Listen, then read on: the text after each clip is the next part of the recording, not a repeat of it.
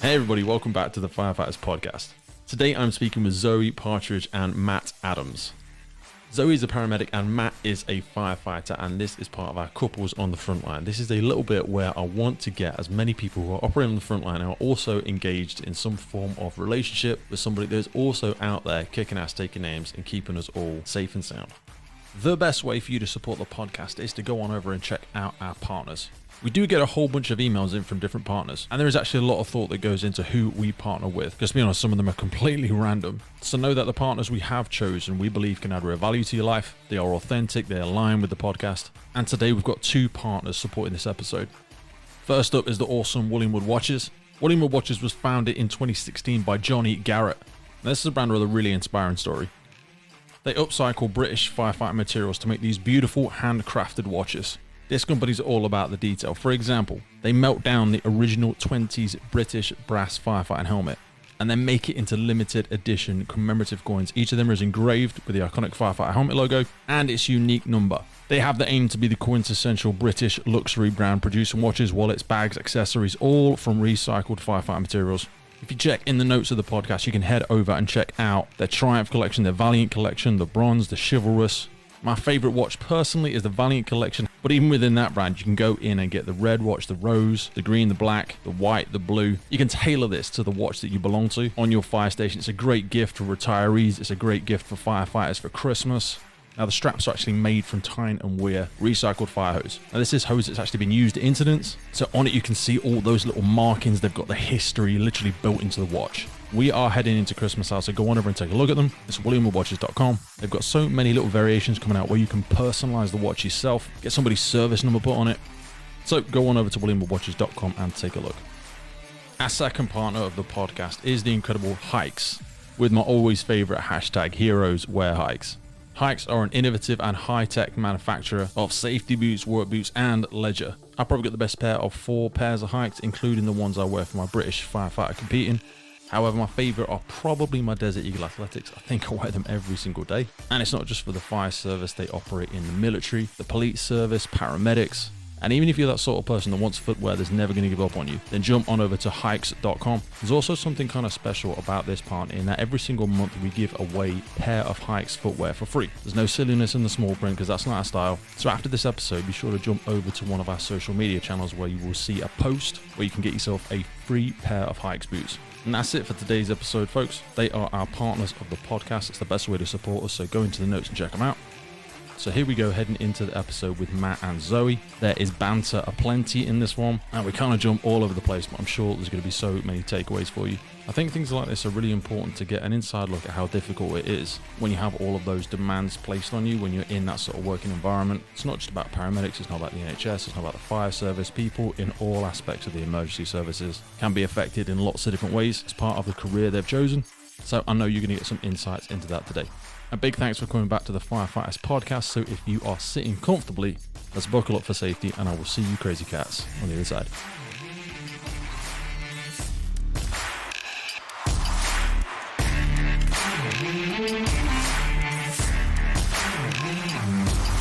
Zoe Partridge, Matt Adams, welcome to the Firefighters Podcast. How are we doing, guys? Good, thank you. Yeah, well, thank you. It is a pleasure to have you on. Now, we first met each other at the British Firefighter Challenge, and after we got talking, I obviously knew that, Matt, you're an operational firefighter, but then, lo and behold, I learned you're a good lady is a qualified paramedic as well. So we're putting this together as an idea of people that are sort of couples on the front line, and how do we balance that? Because we all talk about how difficult it is to go home and speak to your partners and people not really getting a full understanding of what you're doing. You guys have got this really unique aspect where you've kind of got the best of both worlds. Theoretically, you think you understand each other better, but that is going to be tested today. We're going to try and understand a little bit more about the world of, interagency inside the house. So Zoe, for people that aren't familiar, what is your current role and how long have you been doing it?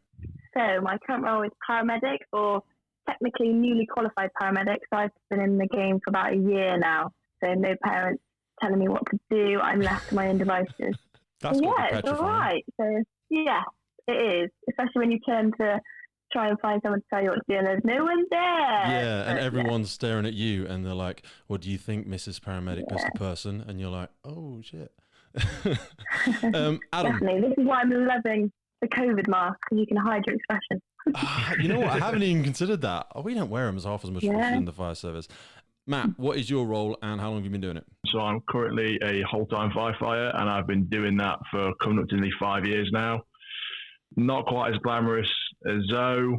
Still in that situation where Zoe says to me, the firefighters hold each other's hands. You never see them unless there's two of them.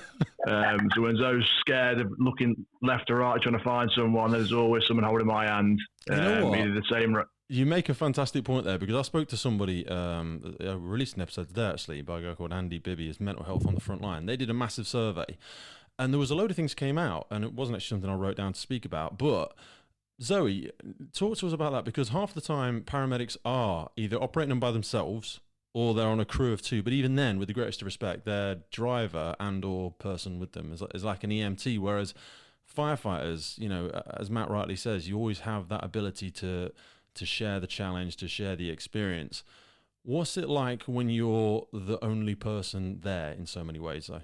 Yeah, it's daunting, and it is the most varied title ever, because some of them have been in the game for longer than I've been alive, and others are brand new and they just want to drive. That is their only role. They'll carry bags and that's it.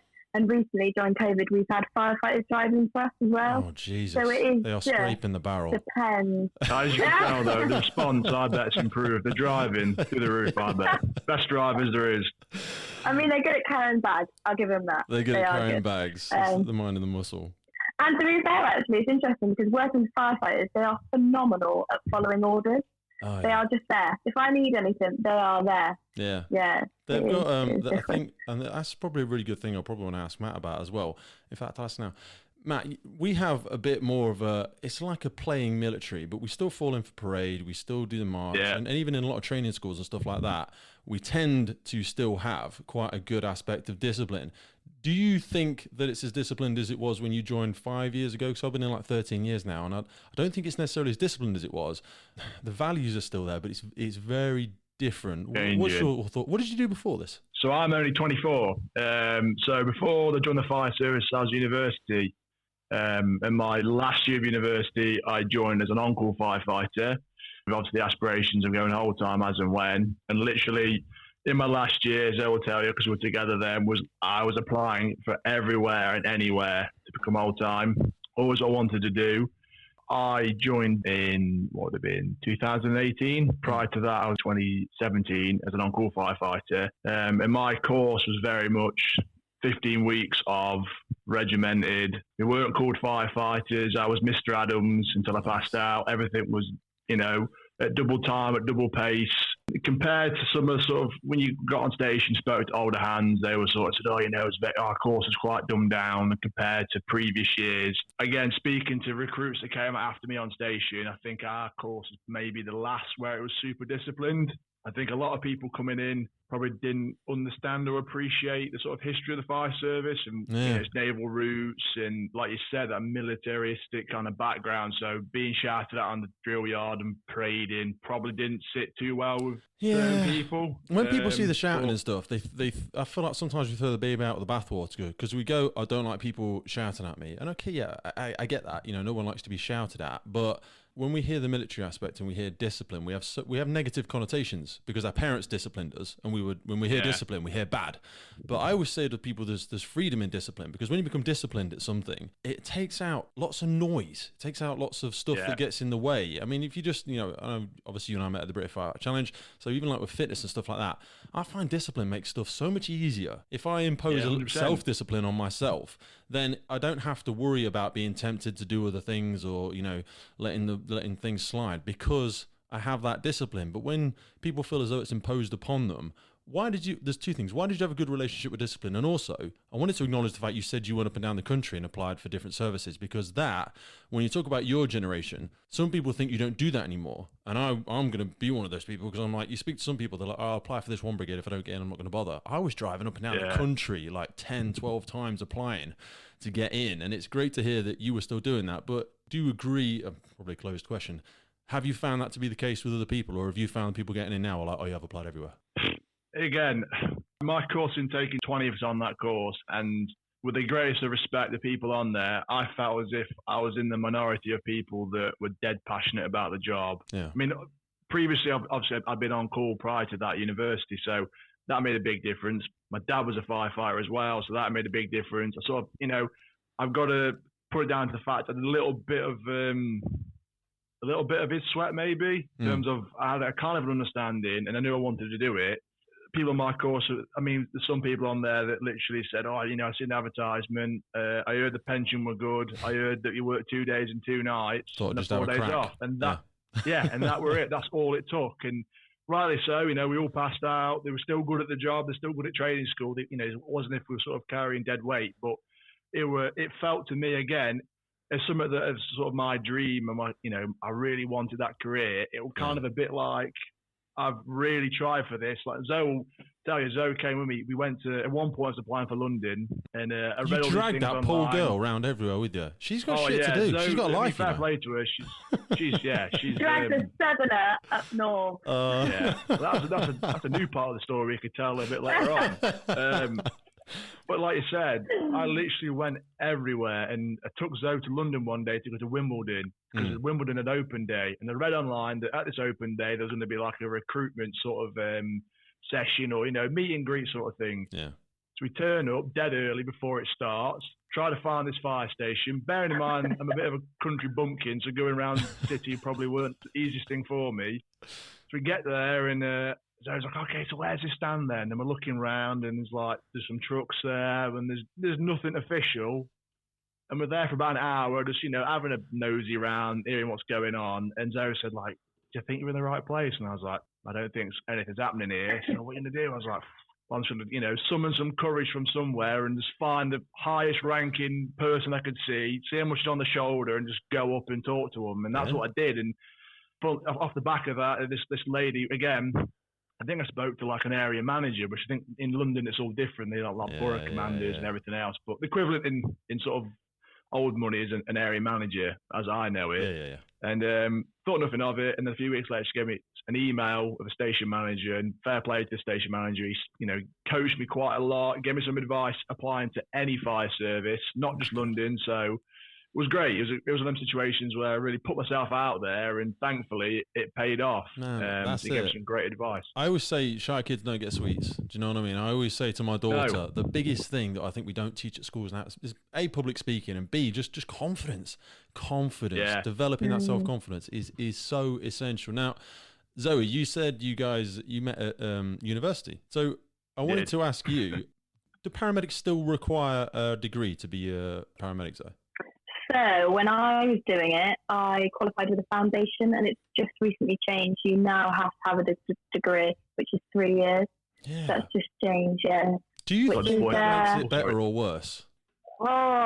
So I have this conversation all the time in my crews, and personally, I think you should work your way through the service. I think you should you should have some experience. So I worked in dementia care homes for a while. I worked with kids with disabilities, and that was my foundation. If you can't communicate as a paramedic, you might as well go home. Communication, love it. So patient transport's a good place to start. And I did my training in West Midlands, and there was a student paramedic pathway, and you worked and you were paid by them. And then when you were ready, you can go up and be a paramedic. Yeah. Now it's very much degree, which could be good, could be bad, but 18-year-olds are coming straight out of school without having their first job, being put into 3 years of uni, being put on the road and going, whoa, they're not supposed to see that stuff at that age. No.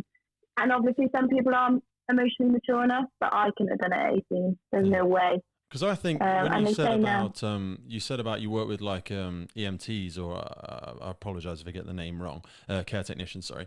Some of them have been doing it before you were born and all that sort of stuff. Some don't want to, but also for those that do, for those that, like you say, have been maybe in there 6-7 years and they've got a bit of experience, and now they're like, you know what? I want to go for it. I want to develop myself. I'm going to go and be a paramedic. And now they've brought in this degree aspect. I'm not against development, and I do loads of personal development. I'm always taking courses, keep failing them, but after I'd keep going for them as part of the process. But it does act as a bit of a barrier. And I agree that we want people at a higher level of, as in they have the capacity to, because I always think a degree is fantastic. I don't have a degree, but it proves you have the capacity to assimilate a large chunk of knowledge in a set period of time, is my personal interpretation. Because some people will get a degree in something that's completely irrelevant to the field they're actually operating in, but it shows that you can learn. You can learn to a great degree. But you made a fantastic point about communication. We had a previous guest who said the worst thing we're getting now is firefighters going from mama's house to the firehouse, and you excuse the sexist thing there, but they're not getting that character building stuff. I mean, you said there you worked in the care home, Zoe, and there'll be lots of nice stuff, but every now and again you'll also get somebody point their finger in your face and go, "You're an FYZ, I hate you, you're shit, go away." Yeah. Do you know what I mean? And that is shocking, of course, but it's also character building, and also, care assistants have to do some pretty nasty tasks at times. So how do you think that sort of character building has helped prepare you for what you do now? Massively, absolutely massively. It sounds awful, but lovely things you see. You also see a lot of horrible stuff, and you've got to have a backbone. Like they say now, being a paramedic, the average age, you do 5 years in a job and then you're out. That's what they expect a paramedic to be. That's so it's scary. 5 years, yeah, and that's all around the UK. And I think there is definitely a problem with how people are being employed, and unfortunately, because the NHS is struggling, to be a paramedic now, you pay for that degree, and you'll get a job. Yeah. So you can go through the service, but for them to fund you, like those places are like gold. Yeah. And amazing ECAs that should be on the para courses aren't, because they can't afford it, where you can come in straight out of school, get a student loan and be on the call. And they love it because you're a free paramedic to them. Basically, they've not paid for any of your training. Yeah, I know. It's like they're getting a paramedic on the cheap, and we need people like that. But we need them now more than ever, which kind of brings me on to the controversial pay aspect. Now, so in order to qualify to be Band 5, do they start at Band 5 paramedics? Is that right? So Band 5 paramedics on average earn 21k across the UK on average. Some a little bit more. 24, maybe 24 where you are or wherever. Relying so much on goodwill and desire for people to actually come and help the public service, because 24k is a great sum of money, but we see like the HGV craziness that's happening now. But we need HGV drivers. I don't know if Matt received an email. I got an email saying, come call up. Yeah, I did too. I considered it. And you're like, what? It was from the DVLA, wasn't it? DVLA. What the hell? Because I thought like spam and whatever. I was like, Jesus Christ, this is actually real. The DVLA are emailing people saying we need HGV drivers, and then they're saying, they start at an average of 40k. Now, I heard somebody on a radio thing. And we're not throwing salt at anybody. We don't do that on the podcast. But they were like, we are considered the knights of the highway or something. I was like, really? Come on. Steady. Because we need people to do it. They're the bloodstream of our economy, and I get that. But when your average paramedic, and people need to stack the shelves, people need to stamp stuff at the post office. These jobs are all essential, and we're not in mandatory service. Nobody's forced Matt to be, nobody's forced Zoe to be a paramedic. I get that, but we've had all the NHS stuff. We've had all the clap for everybody. But our paramedics coming in at 24. I mean, do you have a degree, Matt? Did you get a degree out there? I do, yeah. Yeah? I did. I managed to get one. They gave me it. You didn't wrestle it out of their fingertips. You didn't need it. No. I mean, it's great that you've got it. And I didn't need it. I didn't need it. And in that respect, what firefighters, I think I wrote down earlier, on average, I think the recruits start at 23, and then you pass your development, and it goes up to an average of sort of 26, 27 across the UK. Is that roughly what you're seeing? Yes, I think when I was at training school, I was paid something like 20. It came out of like 22,500 a year. That with the salary you would accrue. Yeah. And then when I was in development, it was 23.5, and then we got some like 2% pay rise, so it's about 24. Yeah. And then when you're competent, it goes to 31,000 something now. Obviously, with all the pay increases in that, so it's a huge increase, £7,000. So I think collectively everybody agrees, or at least they say. I always feel like these say-do gaps, as in the gap between what we say and what we do. Because everyone says, we should pay our frontline workers more and more and more. And the fire service and the unions are always banging the drum and stuff like that. However, you've got your average firefighter on 31 and your paramedics coming in at 24 to 26. And you don't need a degree to be a firefighter. So How do you think, Matt, how can we as firefighters justify that we need more pay when, a paramedic's out on the front line every single day, they're not having rest, they're not having longest careers? Controversial question, hence why I'm specifically asking you with Zoe sat next to you. I'd love to, we all think we should be acknowledged a little bit more. And we're not like, oh God, don't you appreciate what I do? But it's we're both out there doing it and we're not moaning about doing it. But No. it just has a bad feeling sometimes. What do you reckon? It's one of them things. I remember being, again, when in development, the watch I was on they're quite old, a lot of old boys, to be fair. All could be my dad. Well, it was a great experience for me, and one of the old boys came out with a saying that we're talking about pay in the union and pay increases, and he said, I'm not paid for what to do, I'm paid for what I'm prepared to do. Yeah. Well, that's a fair point. Yeah. And it's one of them things where I think, oh yeah, sometimes I'm really, I'm incredibly grateful to do the job, number one. I mean, I'd probably do this job for free if I could afford to do it. Yeah. I really would. I love it to pieces, but the fact to get paid for it is even better. It's a scream, isn't it? But it's one of them things where, some days I go to work and think, can't believe they pay me to do this. Yeah. And there's other days where you sort of get, a nasty job, a nasty fatal, and it's like that's when you kind of earn your money. But the biggest thing to me that I think, worth a lot of money is when you talk about hazmat and radiation jobs. Yeah. And you think about the amount of radiation you might absorb, or, touch wood, it's not really happened, but you think of things like Chernobyl, again, massive disaster, but 25 fighters died from radiation sickness there. And you think the reality of it is, if that goes down, me and you are going to that, nobody else is. Yeah. And at that point, we all run away. You're the only guys that run towards it. We will wait until it's safe where you go. Which is the kind of, that's This is Zoe being so nice. God damn. I know, she's so supportive. I know. Got to get this brownie She's for putting it on, isn't she?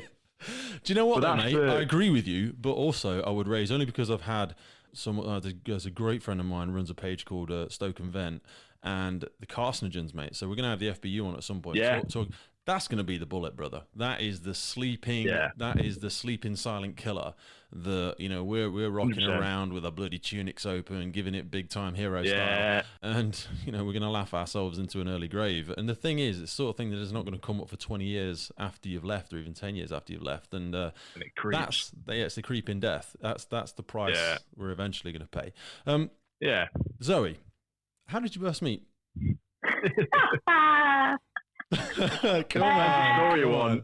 No, you're not allowed to talk. You're not allowed to talk for this bit. I want to hear Zoe's version first. Because Matt will be like, right, I walked up right, and I said to her, right, yeah, all right, yeah, of course you did, mate. Oh, funny story. So it was my first degree at university, student night out, theme was superheroes. I was dressed as Mrs. Incredible. Matt's friend bought me a drink, told me Matt was an idiot. I thought, yeah, fair enough.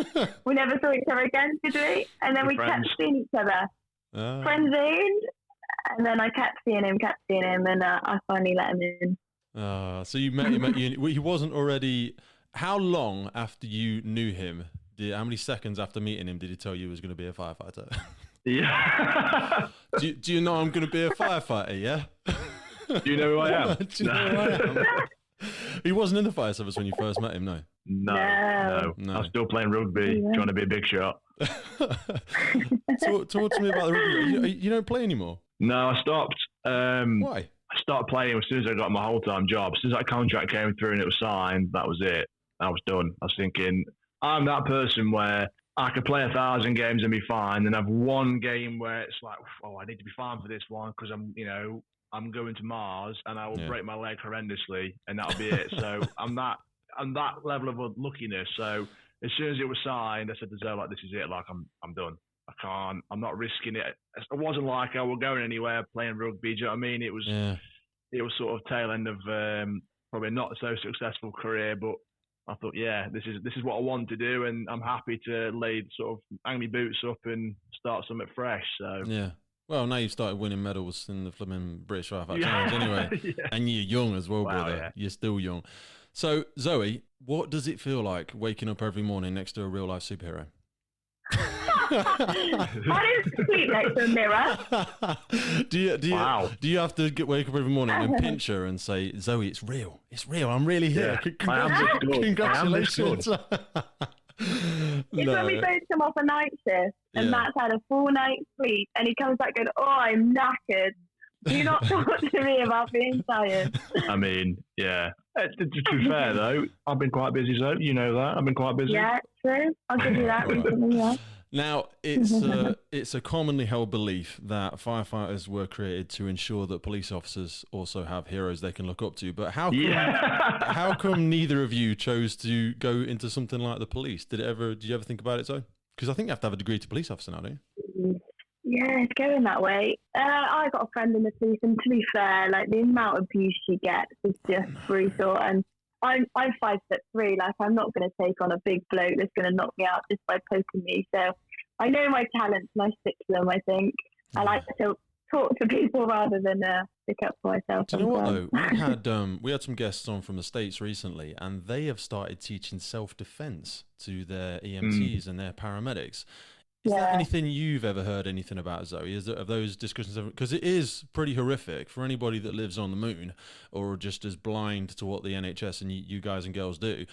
You do experience some pretty. You say you're only 5'3" and blah blah blah, but you do get some shit. You know, you do get people being pretty nasty at times. It blows my mind. I mean, it's horrible that they do it to the police, but you also kind of understand. Not because the police deserve it, but you know they're there to enforce the law at times. That's the whole point. But you guys are only there to help. So have you ever had those experiences? I mean, I'm not going to name anything specific, but have you ever had that? And have you ever thought to empower yourself with any kind of self-defense? Has it been suggested to you? Yeah, so we all get trained in that as well. Do you? Okay. It's quite big at the moment, yeah. And where I worked for, they were just rolling out cameras and they're just bringing it in down southwest. So we are now having to wear cameras to capture anything. Pros and cons, a lot of people falling against it. Unfortunately, especially with head injuries, drugs, spice, obviously mass, you come across it. And unfortunately, we're the only people that can say that they're medically safe because the police aren't going to just take them off in custody without getting our okay. And most of the time, we can't give the okay. But yeah, we do come across it quite a lot. Some areas better than others. So yeah. So my friend works in London. She's issued a stab vest. No way, Jesus. Yeah, so that's issued. That's in her kit bag, and she takes that every day.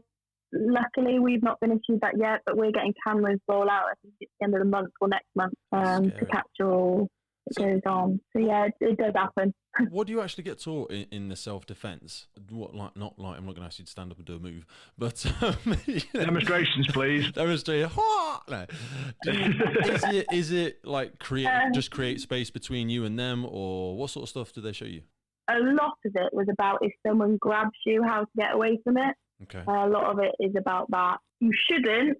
If you kick out, it should be to defend yourself. It shouldn't be to attack. Does that make sense? Unfortunately, I had some colleagues that were stabbed and it was completely unseen or unexpected. And things like that, you can't really do anything. There's nothing, there was no red flag sort of thing. But yeah, what we're taught really is how to get out of that situation. I had an amazing mentor and he taught me plan your exit before you plan your entrance.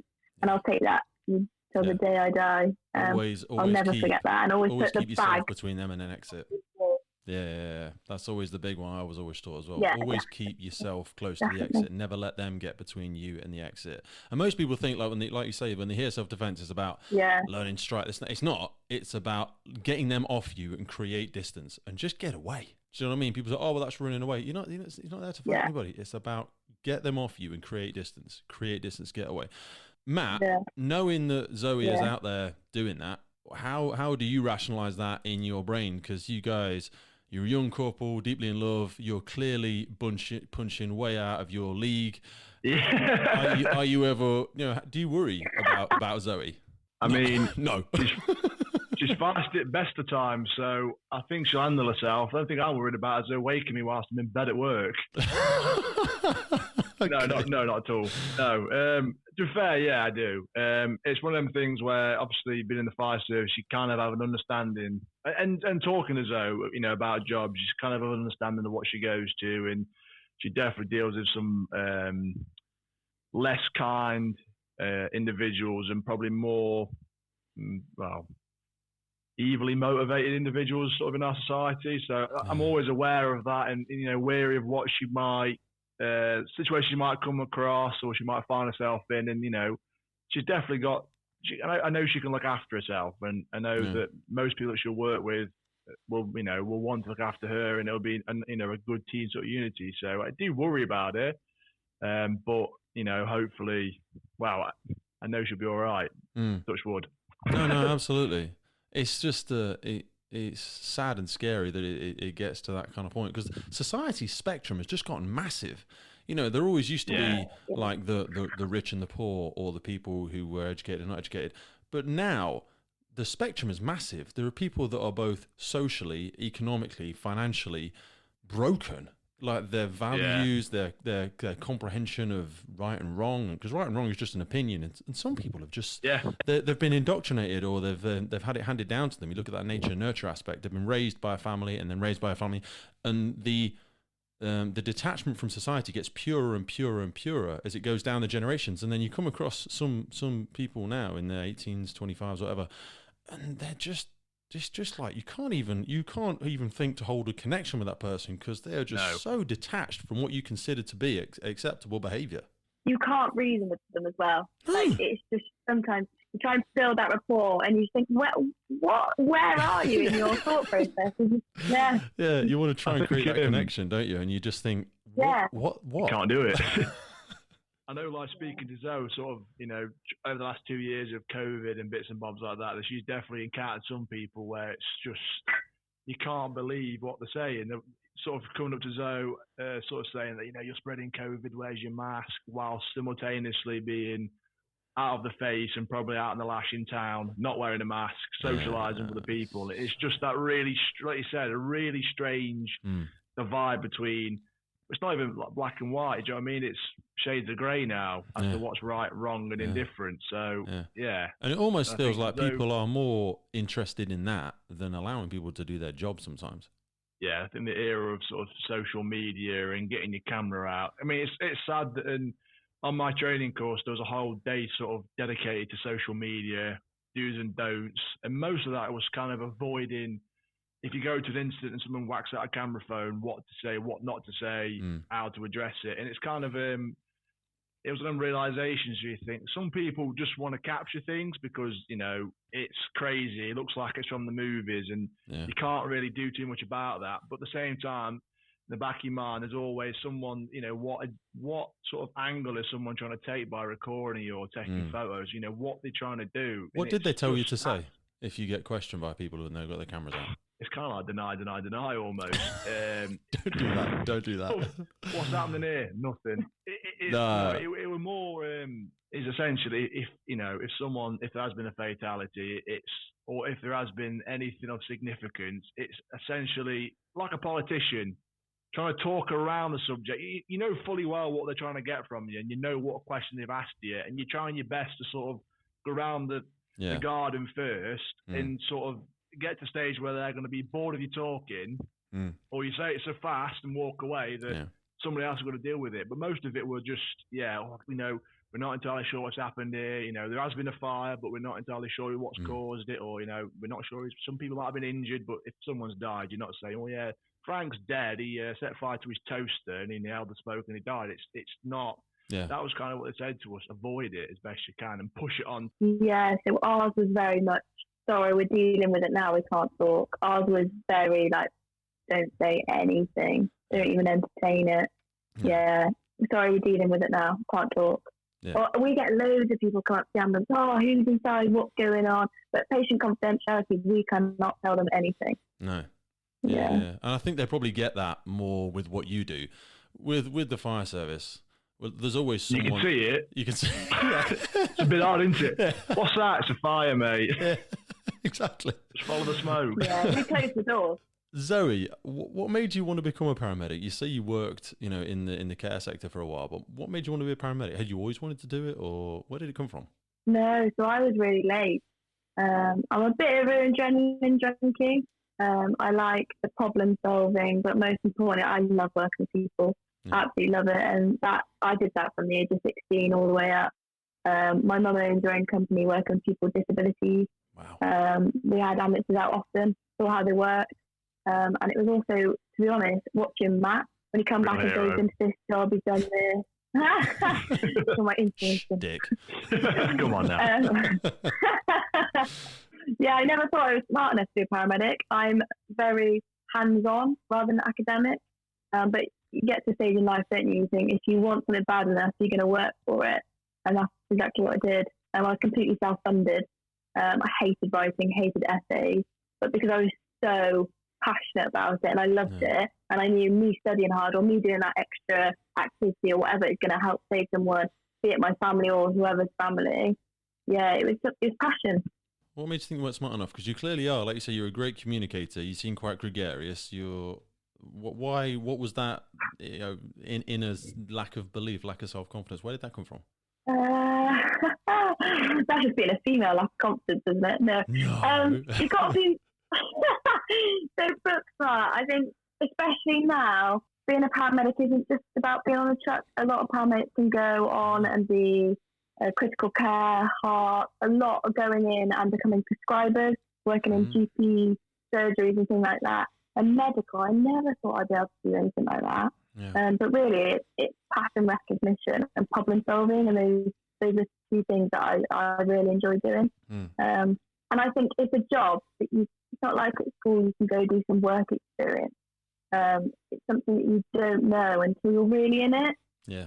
So it is trial and error. I wish I did it sooner, but then again, I needed that maturity, that life experience. I think if you want something that bad, you'll get it. Yeah, I think a lot of people who, to paraphrase yourself, feel like they struggle academically or the reading or the writing, stuff like that. There's a great quote where judge a fish's intelligence by its ability to climb a tree. It'll live its life thinking that it's stupid. And we've got an education system. I'm not going to bat. My sister's a teacher. She's great at it and all that sort of stuff. But we have an education system that was designed to feed people into factory work 30, 40 years ago. You know, we are not in that space now. And certainly for roles that you do and that we do, you need to be a really effective communicator, especially for somebody like yourself. I mean, for the fire service, it helps for all firefighters, absolutely. But certainly when you start getting to incident commanders and stuff like that, you've got to be able to instantly build rapport, get a quick transaction and get some critical information out of somebody and try to disseminate that effectively and motivate people and pull them through things. So you've got to be a great communicator. I always say that one of the biggest things I think facing the emergency services, the biggest challenges, is ironically really well educated, really driven, really smart people with a fixed mindset that have not got the ability to just widen their mind outside of the academic book and see that doesn't always transition. It doesn't always correlate. It doesn't lend itself. There's no crossover straight away to the actual job. Like you say, yes, you can know the books, but you know what? If you needed to find out the information, you could quickly probably pull it up on your tough book. Even great firefighters, they've always got their SOPs or their NOGs or whatever aren't too far away. You've got to be able to communicate with people. And I don't see that being taught as much. I mean, have you always been talkative and gregarious as though, and do you think that's common in the job? I could talk for England, me. I'll talk to anyone. Sit me on a bus and I'll get to know everyone around me, no problem. But yeah, and I don't think it's made as important focus at the moment. It's all about academic, things like that. My foundation degree was really pushing me to go into medicine, go into this, rather than the practical skills. And at the end of the day, without the practical skills, where are you? Yeah, absolutely. You see a lot of firefighters fall back on that as well. They'll be able to tell you the length and breadth and how heavy a piece of equipment is, and then you're like, "Can you use it?" And they're like, "Oh, it weighs 17.3 kilos and it crushes at 560 psi." Nobody cares. Nobody cares. That's the kind of thing, isn't it? Like, funnily enough, I was talking to Zoe about this the other day, because I can perfectly, from doing all my competencies, I can perfectly recall a Godiva 2010 pump and everything to do with it, the whole description perfectly. Yeah. And I was like, I can remember that. And I've got on our watch as a new recruit now, thinking, I could go through pumps, that'd be great, and it'd be fantastic. But I thought, actually, should probably make sure he can use the pump first and knows like the sort of practical firefighter shit. That's probably more important than telling me how much water it can deliver and what it's made of. But that firemanship gets lost and people don't conceptually understand what the pump is actually doing. What's it actually doing? How is it turning a body? How is it imparting energy into water? What is it? How is it doing it? What's that process? Oh, I don't need to know. And you're like, it really does help you if you do understand that for your own safety as much as anything else. But I feel like we're losing that. Sorry, I interrupted you, but carry on. No, 100% agree with you. It's one of them things where the biggest sort of source of contention, obviously, sort of transferring brigade and sort of going to different brigade. The biggest source of contention I always find is when we sort of talk about like fire suppression techniques, gas cooling, this and that. Yeah. You've got the old school mentality of just put water on it. You've got the newer school thought, we can cool the gases, we can make them contract, we can advance, do all that. And that's great. But at the end of the day, you've got to put water on a fire. And you kind of get some people, again, I was quite fortunate with the sort of experience I had when I dropped on station. But I've seen people try to put fires out by gas cooling it, by just putting pulses at it. And eventually it might go out, but that ain't the most efficient way. And like you said, it's understanding that's a tool in the toolbox. Zoe, I kind of feel like your job is even more that than ours, because I'm sure there's a generic way that paramedics do it, but how do you go about diagnosing people, and what's your thought process? Well, that's a good question, really. Because some patients, what you want them to tell you, they'll tell you something completely different or something that's not even true. Yeah. So you become a detective, basically, is what you do. A lot of people think they're experiencing things and they're not quite experiencing things. So it's really difficult to sort of pick out what's there and what's not. I remember being at uni and them explaining a UTI, so a water infection, and they're saying it will look like this, it will smell like this, and you'll know when you see it. And some things you do, you get out there and you be like, yeah, it smells like this, it looks like that, and yeah, it's definitely this. But other things you don't see every day, and you only know what it is until you experience it the first time. And when you see it, you think, right, I'm never going to miss this again. Yeah. So a lot of it's trial and error, a massive amount. You read it in a book and it's so simple. It's this, signs, symptoms, treatment, but it's never that easy. It's never that easy. You'll be going to a job and it comes through as, I don't know, they're having a stroke or they're having a heart attack, and you turn up and their leg's broken. Yeah. I've been to a gymnastics place and it came through as 2 broken arms. I got there and it's 2 broken legs. You just do not know until you get there.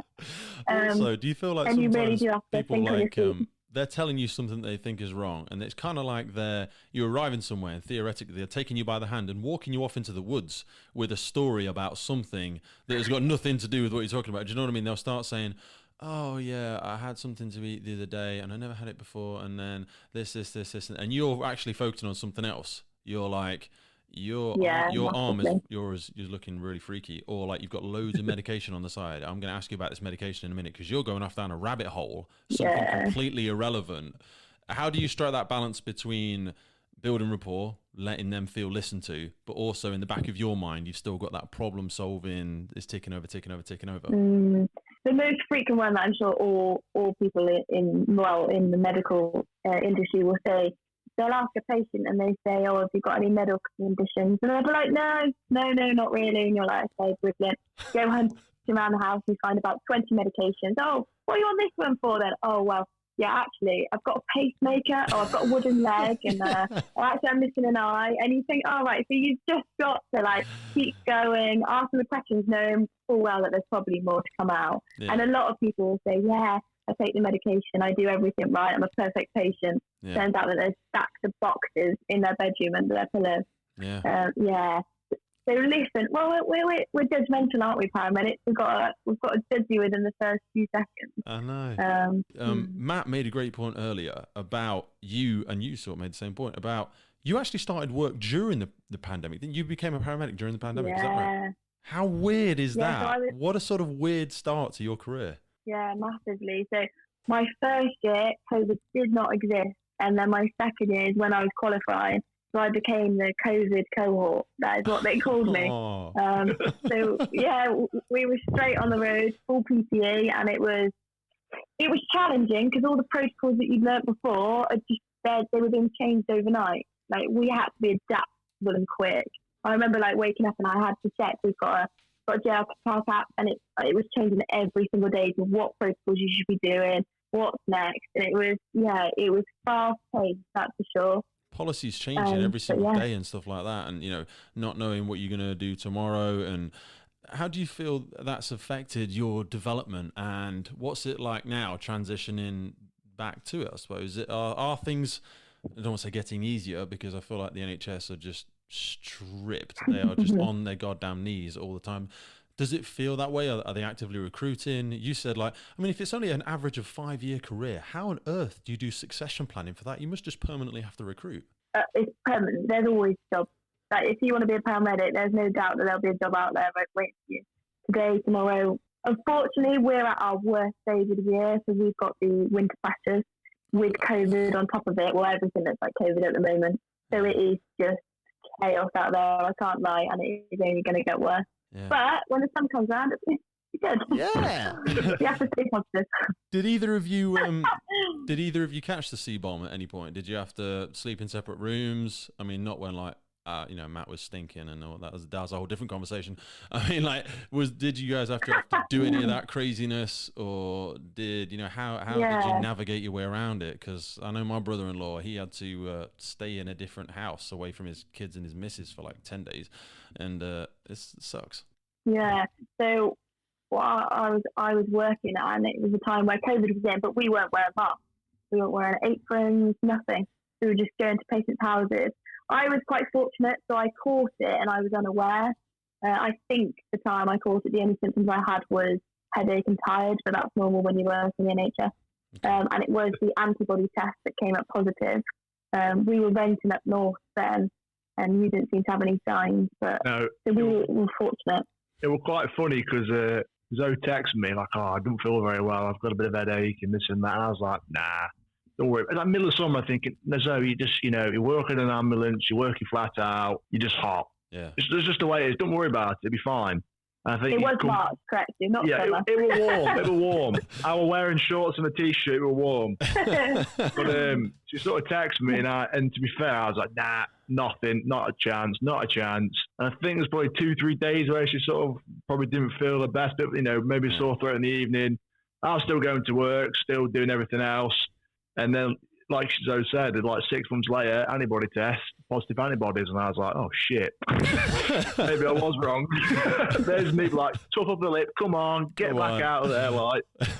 But no, it was a bit, maybe she was a bit poorly. So how did you guys have to navigate around that? What did you have to do? Oh, well, luckily I didn't know. I think it would have been chaos. Oh, right.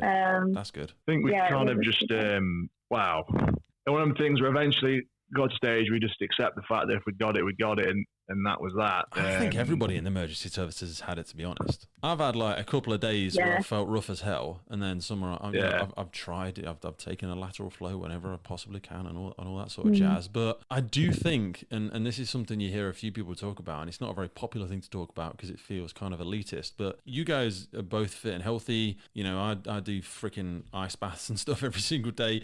If you're fit and this really unpopular thing to say, because it feels like you're shaming people that have ruined their bodies and they don't eat very well. Well, yeah, I mean, they kind of knew. Truth of it. They knew they couldn't. True. Awkward. Yeah. Sorry. Do you know what I mean? Sorry, should I?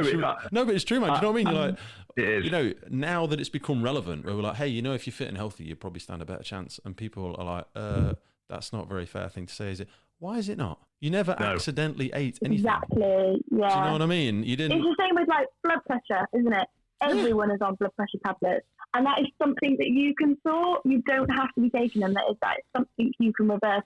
Like type 2 diabetes, diet control, that is something that you add. But we can't be honest with our patients. And it's the most infuriating thing for me. Back pain. Well, weight and things is a massive contribution to that. But we can't be blunt. Otherwise you get sued or you get complaints. People look for like and a surgical intervention for stuff. Oh, Surgical God, gastric band on it quick. Yeah. Yeah, quick fix. Got another gastric band in here. Crack on with it. That's what they say, don't they? It's scary when you say. I wrote a really, really interesting book the other day called Lost Connections by Johan Hari, right? And it talks about depression medication, anti-anxiety medication, and stuff like that. And there is some really scary statistics. What it does. Sort of stuff. What it does to your body, and also how you gauge it. So, for example, they measure it on a scale between. So, if you go to the GP, there's a recognized scale. It came out in 1948 or something like that. I think it's called the Hutchinson Scale, but I might be wrong on that. Don't quote me. And it's measured between 1 and 49 or something like that. And it's 1, I think, is you're ready to jump off a bridge, and 49 is you're the happiest person you've ever met. As a yardstick, for example, you can change your happiness score with good sleep. So good sleep will give you 6 points an improvement on your happiness scale. Because a lot of people, certainly in the emergency services, we're not getting enough sleep, and that can improve your fulfillment. That can improve your state of well-being. Medication, on average, increases your score by 1.8. It's three times less effective. Yet the counter argument, things like people take antidepressant medication, they experience so much weight gain and stuff like that. And honestly, the big pharma companies that are promoting and sell a lot of this stuff, right? So I think they have to have two successful trials that show a positive indication to the person's life. And if they get 2 successful trials, they can use it, they can sell it. But there's no limit to how many false or how many negative trials. So for example, you could carry out 200 trials, and if not 198 of them didn't show an improvement in the person's condition, then that's absolutely fine. You can still sell it because you've got 2 successful ones. But in order to do that, right, I'm going down a rabbit hole here, but I will be quick. They have to have people who aren't already diagnosed with depression and that aren't already taking any form of medication. So they have to take them raw, right? It's quite hard to find people like that because most people who have got a little bit of something about them, if they're feeling rubbish already, they've already gone to the GP and they've already got diagnosed and given something. So what they tend to do is they use homeless people because they're not usually in the system. Wow. So to do these trials, right, they basically do is they'll go, would you like to take part in a trial? We need to control the trial. So in order to do that, we will pay for you. You'll come and stay in some accommodation. We will clothe and feed you, and we will pay you. And you need to take part in this thing. So if you've taken somebody off the street and they haven't got food and their life sucks, and you're going to take them, you're going to feed them, you're going to clothe them, and they're going to take part, their whole life circumstances is going to improve. So if you ask them at the end of that, how do you feel this trial affected your level of happiness, considering you felt horrific before and you were on the street, they're going to say it's great. And it's so... You can't lose, can you? Oh, man, honestly, I could keep going. And also, right, because it's a chemical intervention, it's a little bit like... So I used to take a lot of steroids. When you start taking steroids, you're forcing your body to create testosterone, for a really basic example.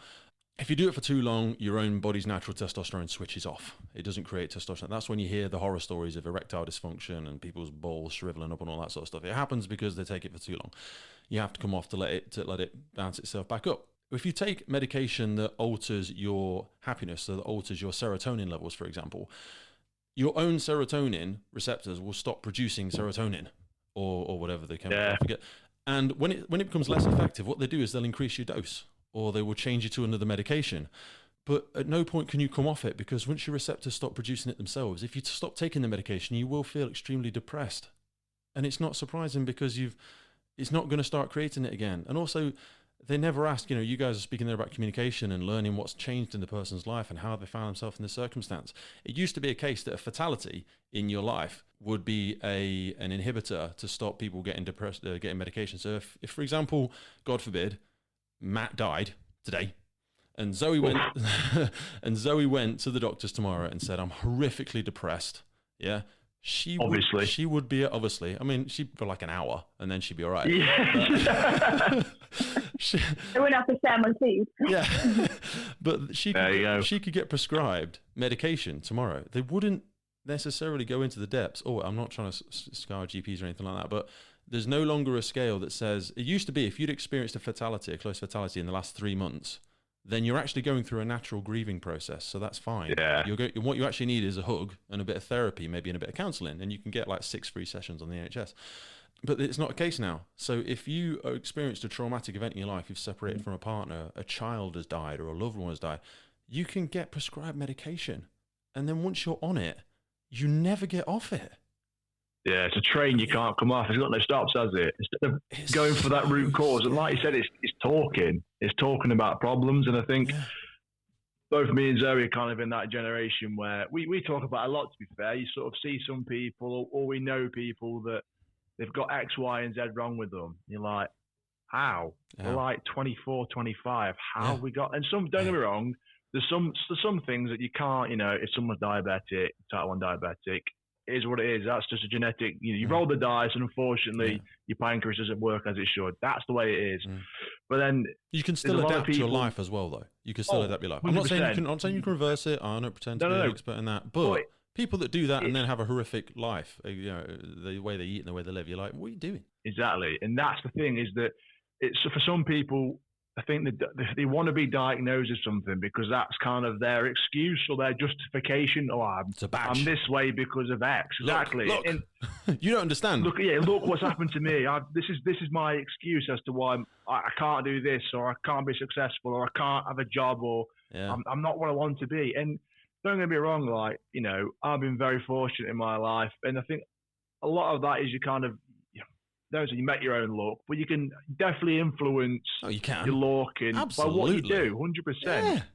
It's one of them things where I wouldn't say, my parents taught me, a tough upbringing, but I would definitely sort of taught if you can have a bad day, that's fine. If a few bad days, that's also fine. Yeah. But it's probably more important to talk about how you feel, and that's definitely something, talking about mine and Zoe's job that we do a lot of. Yeah. To talk quite openly about how things are, because I think a lot of blokes are afraid to do that. They're afraid to talk about how they feel, and even that's true in the fire service. Still, some blokes, you go to some nasty things, and I'm there being like, "Well, that was pretty grim," and they're almost kind of like trying to deny, "Oh, it ain't that bad. I've seen worse." Like, it doesn't matter how many bad things you've seen. Like, and also, it's what we teach our kids the same stuff as well, because you see people, like, if we've had a whole bunch of people in our family die of natural causes mostly, and whenever it happens, there's some people in the family are like, don't talk about it, or like my daughter will go like, "Oh, Granny's dead," and we're like, "Yeah," I'll be like, "Yeah, Granny's dead, isn't it? Yeah. What do you think about it?" And some people vilify it.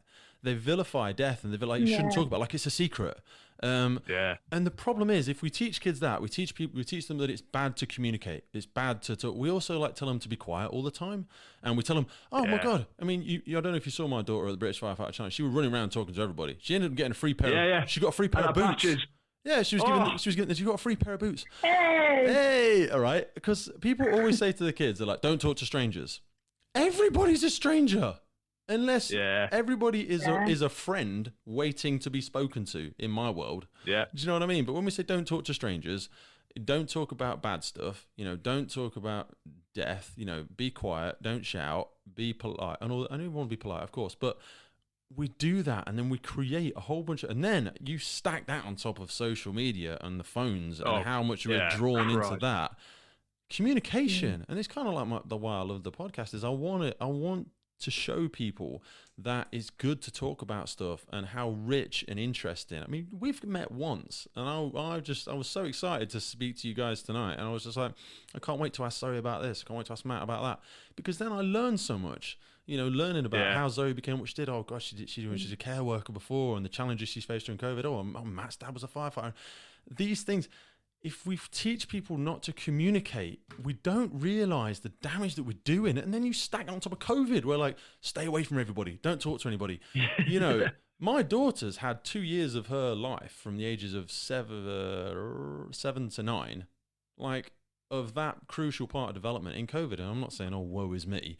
Do you know what I mean? But I'm worried about what it's going to be like. You guys are quite unique. Yeah. You're both quite young, and you seem really outgoing, gregarious. I mean, you decided to come on a podcast after meeting a guy for once. Like most people would be like, I'm not talking to that guy. That guy's weird. He spent the whole day talking to himself on a goddamn microphone. Jesus, no. But Zoe, how I'm not going to ask you any I can ask you children's questions, but how do you teach that? Do we need to keep teaching that? How would you want your children to behave? How were you raised? What is it? Because if we can't articulate it, we're not going to be able to repeat it. Yeah. So I think people are so worried about death and are so focused on, they're going to die, that they forget to live. You're going to die one day, unfortunately. Yeah. And as British society, funerals are sad. Why are they sad? It should be a celebration of life. If you've done everything you wanted to, and isn't that amazing? Like all those memories you've got with that person, but instead, it's sad, it's depressing, or I've got regrets. And I think we focus too much on, we need this quick, we need that. But hard work is how you get to the things, the happiness and the things like that. You need to just concentrate on the living and making the most of every opportunity, because they don't come around often. And if you don't grasp it, they're gone.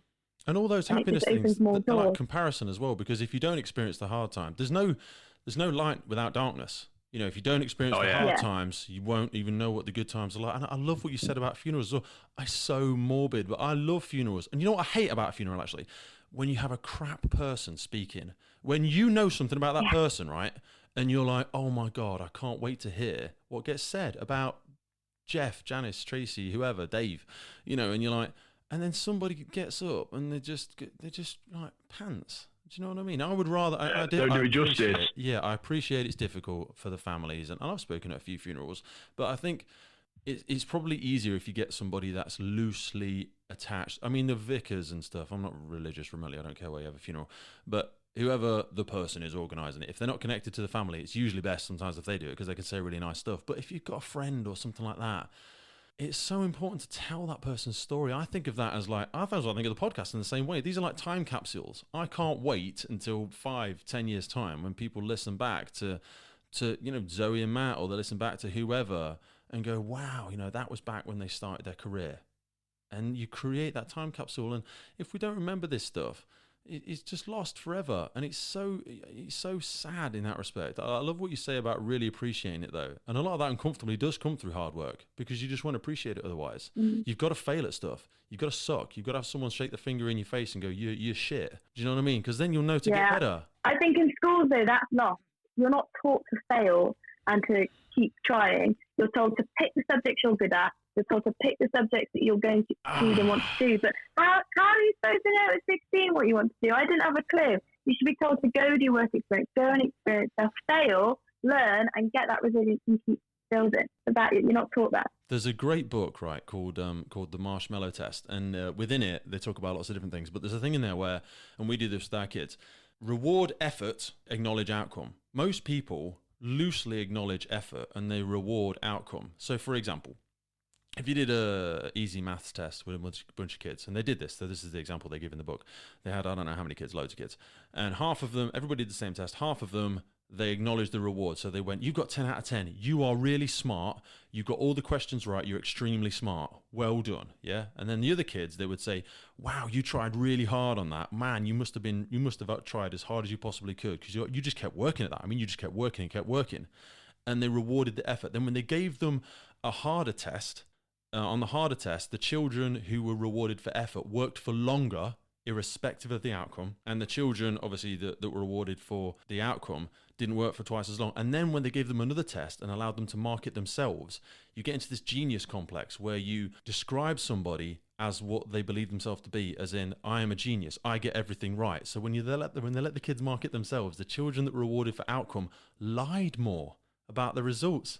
They lied to sustain that belief. And then the fourth time they said, this next one is voluntary. It's a really, really hard one to do.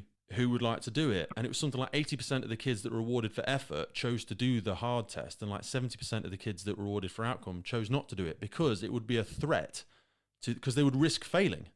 Do you know what I mean? The kids that were rewarded for effort were just like, oh yeah, I'm going to have a go at this, and they work for ages at it. But if you're rewarded only for the outcome, you won't do something that means you might fail, because then I'm no longer a genius. And in doing that, we just live forever in our small little comfort zones, and it's scary. Very scary. Like, so my sort of background at university was like sports science, and I remember sort of doing sports psychology, and they talk about NATCH and NAF athletes. Yeah. So there's like need to avoid failure, and basically need to achieve, and that's how they sort of break up different. It's a very, very brief overview. Yeah. Where it's, when you look around any sort of team environment, you can pick out them people that are just doing enough, they're just doing enough to stay afloat. And there's always them people that are constantly pushing the boundary. It's always interesting to see them people. And like you said, you ask about their upbringing and where they've come from or what they do outside. And the ones that are just floating just tend to just float through life. Like, I do this, I go to the pub, play football on a Sunday. It's very, very, beige. And the ones that are trying to push themselves are trying to do everything. I do skydive, I do this, I do that. Just constantly trying to push themselves. So it's a comfort zone. Yeah. And I always find them sort of people, or the people that they aren't afraid of failing, and they're there to take part. And if they get something out of it, great. But they're not bothered. But the ones that want to avoid failure, like you said, will only do things that they know 100% I can pass this. There's no failing for me. Yeah. That's kind of a sad way to be. It is. And you get to the extreme example sometimes. You ever played like, you ever been with a bunch of friends, or like you have Christmas or something, and you play like a family game, and the person that is who's like super serious, and the consummate professional won't even play a game if they feel like they're going to look silly. They'll be like, no, I'm not doing that. Yeah. Or I can't dance, or I can't do charades, or I can't whatever. And you're like, dude, it doesn't matter. Just have a go. Yeah. Don't fucking worry about it. It's Just just a laugh. part. Just take part. Definitely. Yeah. Just if you look like a dick as well, it'll be funny, and you'll learn something, and everyone else will have a laugh, and they will connect more with you. You know, show your cracks. Yeah. You know, that's how people can connect with you. We said a lot there about health and fitness and so all that sort of healthy stuff. So, how do you guys do that for yourselves? Do you obviously, Matt, you do all kinds of exercise and stuff like that, but let's both be brutally honest. You know, Zoe's the really good looking one in the team. So how do you guys sustain that? But you're both young, so you've got the social aspect. I know you attended a friend's wedding the other day. How do you strike that balance, especially because you both work in stressful jobs? You know, some people, they want that release, they want that dopamine hit, they want to get home and just smash the takeaway every night. So how do you navigate that? I think the biggest one we did is we bought ourselves our own gym. So in our garage, we've got a little cage and set up, and that's where we train now, to be fair. I think COVID was a big... I always sort of said, again, like, my degree's in strength and conditioning, so going to the gym is part of me, really. And I think that kind of is something Zoe both appreciates and also hates at the same time, as I can see her smirking. Rolling her eyes. He doesn't like try and train you all the time, does he, Zoe? You're doing it wrong. I told you do set of 12 and you did a set of... He's not that guy, is he? No, he's pretty good. He does all my programs. But I didn't have that appreciation, I don't think, before I met Matt. Like, I was doing sport and being active because I enjoyed it. And it wasn't until I met Matt that I thought actually it's so important for other reasons as well. Like my mood when I fell down. I find it so hard. I'm coming off like 3 nights, and I could easily just sit there, and Matt would be like, "Come on, let's go for a walk. Let's go do something. Let's go train." And I just feel like a different person after. So yeah, I've really got that appreciation for it, and now it's like I need it. I've got to do it. Yeah. They're like, oh, I need to wait till I feel motivated to do it. And like you say, when you come off the night stuff, you're just not motivated. I always say to people, you've just got to get started. Motivation may or may not show up along the way. Likely it will, but the body can lead the mind as much as the mind can lead the body as well. So if you just start tapping into those anchors, i.e. doing those movement patterns, getting in the environment, like you say, just going into the garage, going into the gym, putting the clothes on that you usually exercise in, get all of those things on the go, and then your body will recognize the pattern and it will slip into it. Like I always say, I do a little bit of training alongside. It's sort of a side hustle, sort of personal training people and programming for other people. And my big sort of sale is motivation gets you going, so that gets you to the gym. And as mentioned before about discipline, discipline is what keeps you going. Discipline is doing the hard yards even when you don't feel like doing it. And I think that's the biggest thing that I can say for myself in terms of especially sort of my fitness training and my strength and conditioning, is that I'm just disciplined. I just have kind of an addictive personality, the best ADHD, so I can't sit still anyway. But I've got that kind of mindset. When it's in my head, I've got to do it. So training for me is just a lifestyle. It's what I do. It's a part of my day, and it makes me feel better for it. And not doing it, as Zoe can definitely say, I don't know. I just feel unfulfilled. Fulfilled, like I've not quite done everything I can that day, sort of thing. And I'm it's your identity. That's what it is. I mean, it's your identity. Yeah, it is. People have that where they're like. But they talk about even discipline and willpower doesn't work. You know, willpower is a load of BS. People have to switch their identity, because your identity is where your anchor is. So like, I identify as a fit, healthy guy. I'm a fit, healthy, strong guy. So I wouldn't do something that doesn't correlate with that, because it's not my identity. And it helps me in my mind to make things really extreme in my mind. I don't necessarily do it to other people because it's a bit harsh. But like, for me, honestly, if somebody wants to encourage me to do something outside of my usual fit and healthy lifestyle, it makes it so easy if I just make it extreme in my mind. For me, it's the same as if I sat down and somebody said, "Pete, do you want a cigarette?" I'd be like, "No, I don't smoke. I'm not a smoker. Yeah. So I don't want a cigarette." And it's exactly the same if somebody asks me if I want to partake in something that is not going to be in the best interests of my mind or my body or my development, or is not going to put me around the right sort of people. It removes the choice. And that is so hard for people.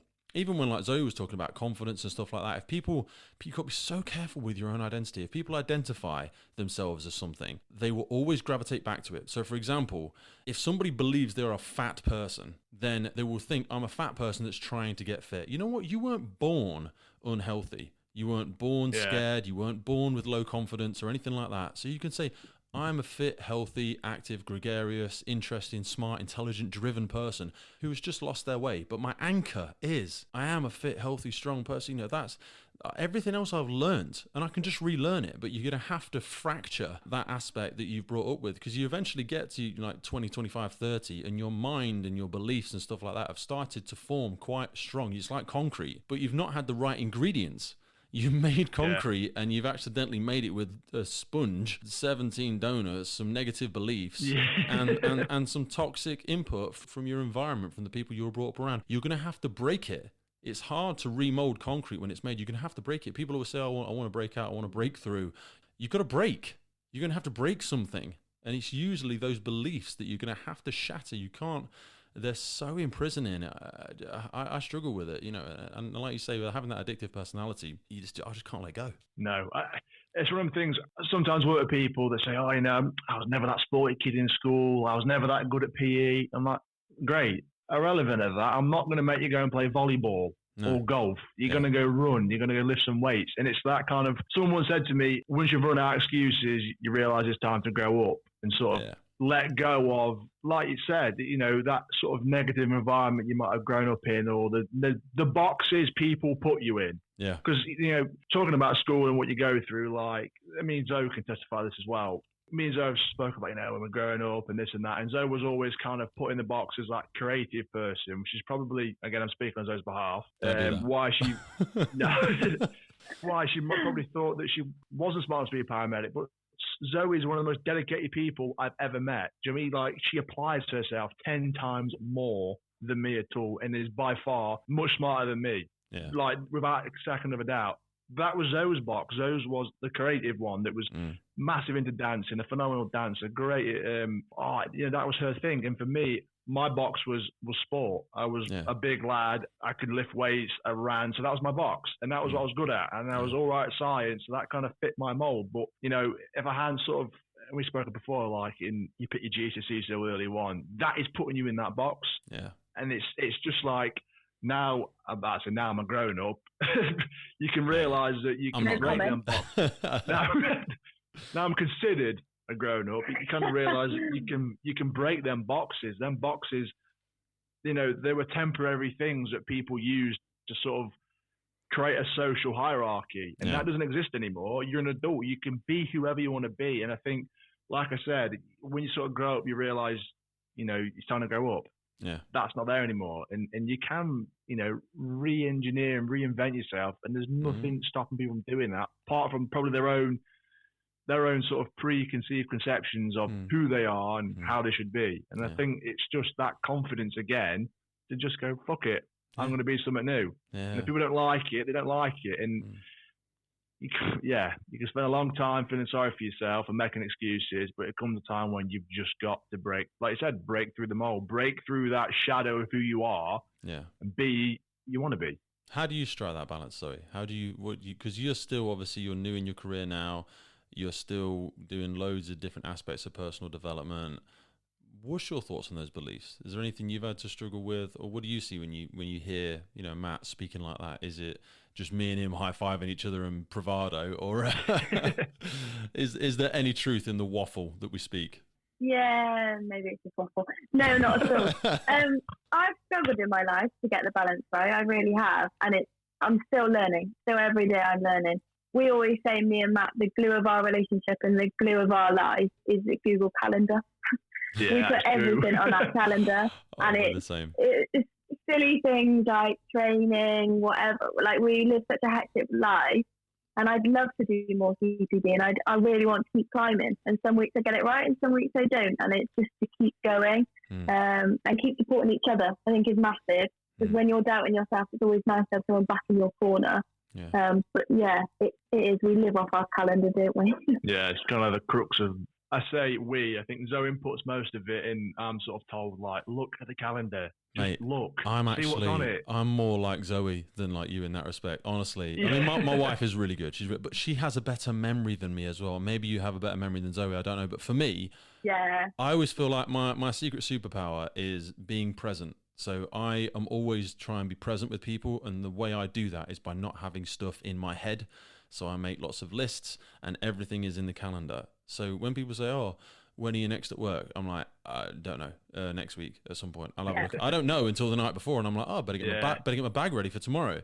You know, all of the stuff, the horses stuff, the kids stuff, the holiday company stuff, the podcast stuff, everything is in it. We've got like for all the clients, everything goes into the diary. It has to be in there. Otherwise, even me picking my daughter up from school has to be in the diary.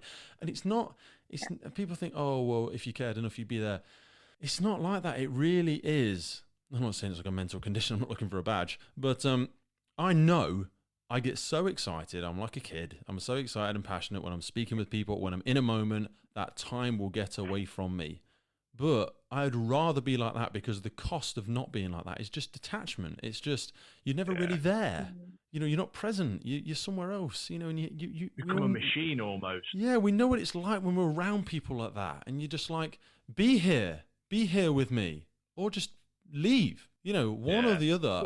And you've got to be that brutal, because it sounds so sad, but if you can't, you guys are big into, you know, acknowledging if something's not working, pushing each other, holding each other accountable, being super honest with each other. But that's so rare. It's so rare. Me and my wife took ages to work on that. She came from a really violent relationship before me, so there were so many things that had been embedded into her mind that we had to collectively try and unstitch and work our way around. But for some people, I'm lucky that my wife recognized that and wanted to change and wanted to make things better for herself. But some people don't.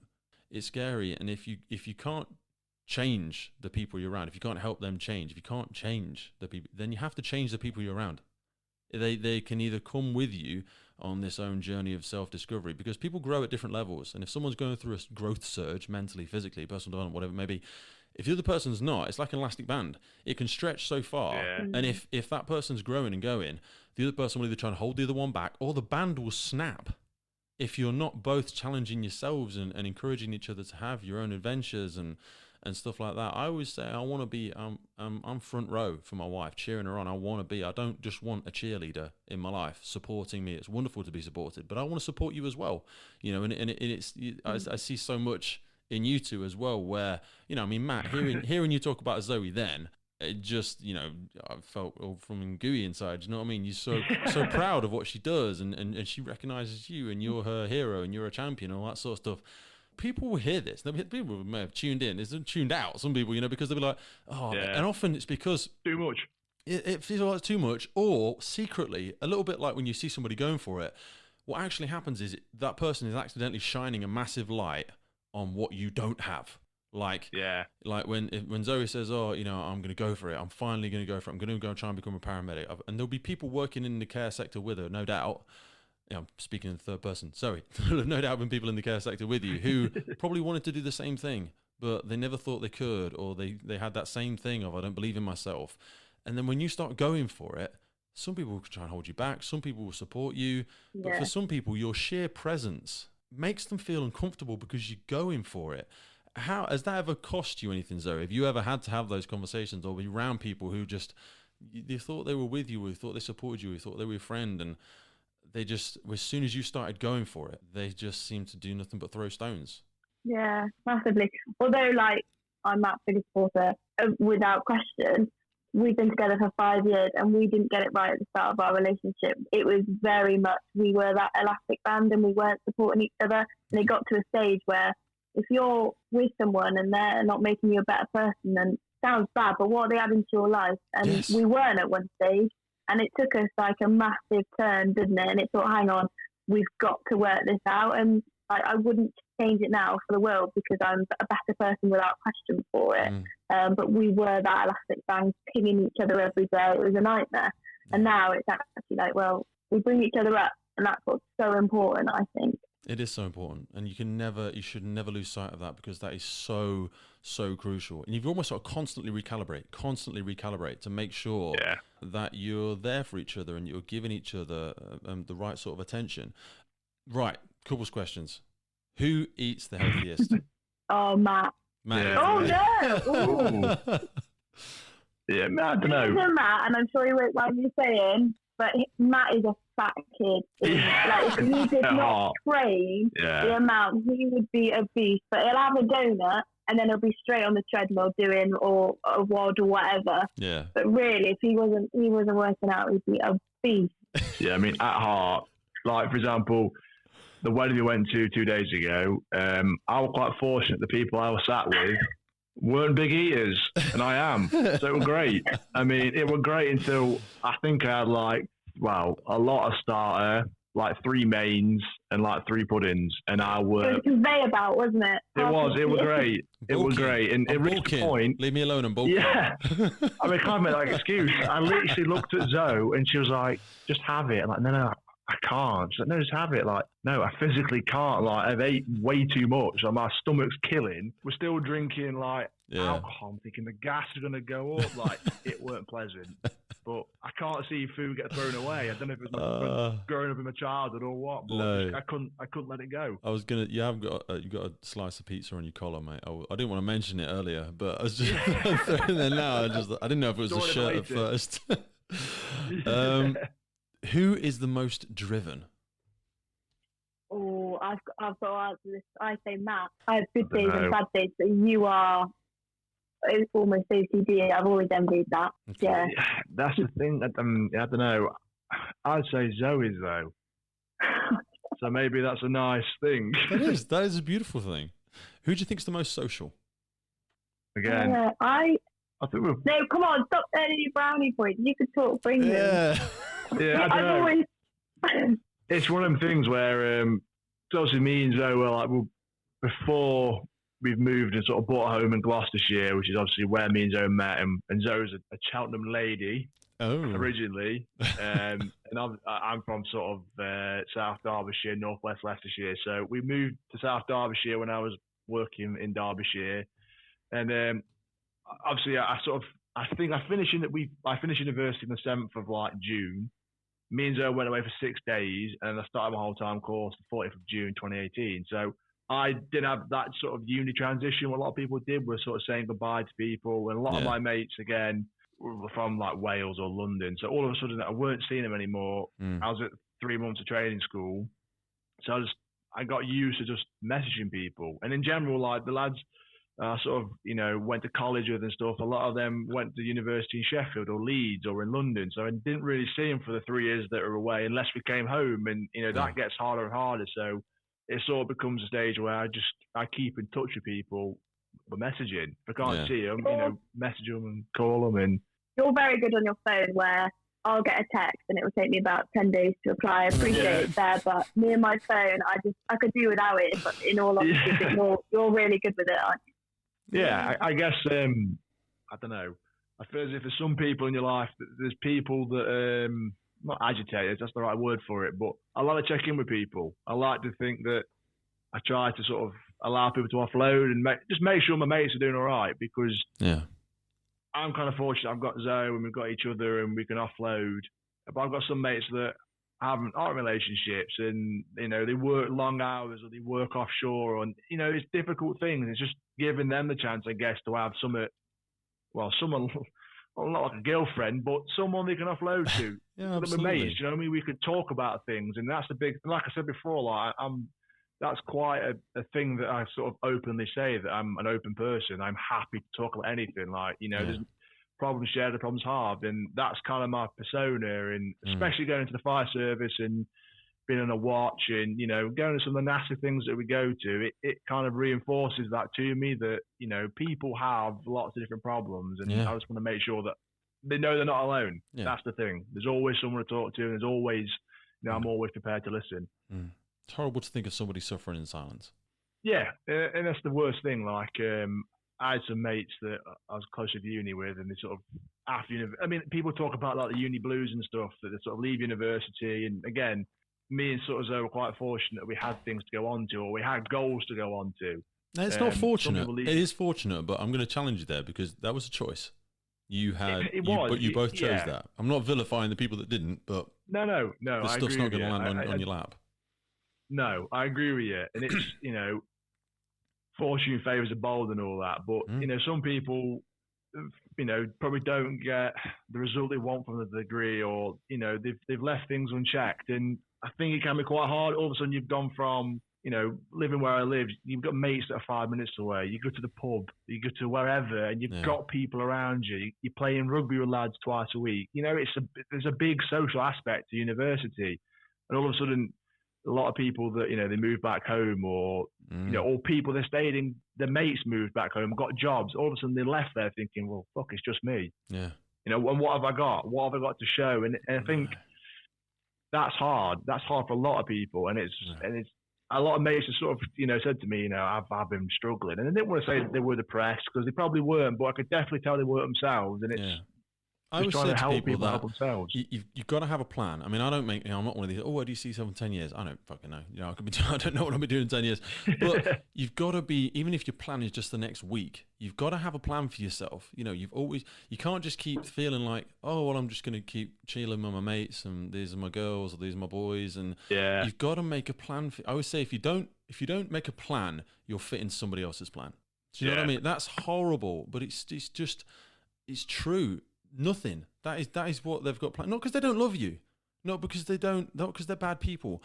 They are planning their life in some fashion or another, and it couldn't just be as simple as tomorrow I'm going to get up and take the dog for a walk, or tomorrow little things. I'm going to write Zoe a poem, or I'm going to just do whatever. Tomorrow I'm going to have a look for where me and Matt can go on holiday next year, or whatever. You've got to be, because we're dopamine animals. We need to have little goals. We need to have little things to look forward to. That's what keep us going. They're those little reward nuggets that keep us moving forwards. Yeah, definitely. Humans definitely need purpose. Humans need a purpose. Oh yeah, absolutely, 100%. They need to have those short-term, mid-term, tangible goals, things that are going to give them a reason, purpose. Yeah, they've got to have purpose. Yeah, they've got to have a reason to get up in the morning. And that, you may, you hit me like a lightning bolt then. When we were talking about that depression book, when I was boring everybody with the depression book.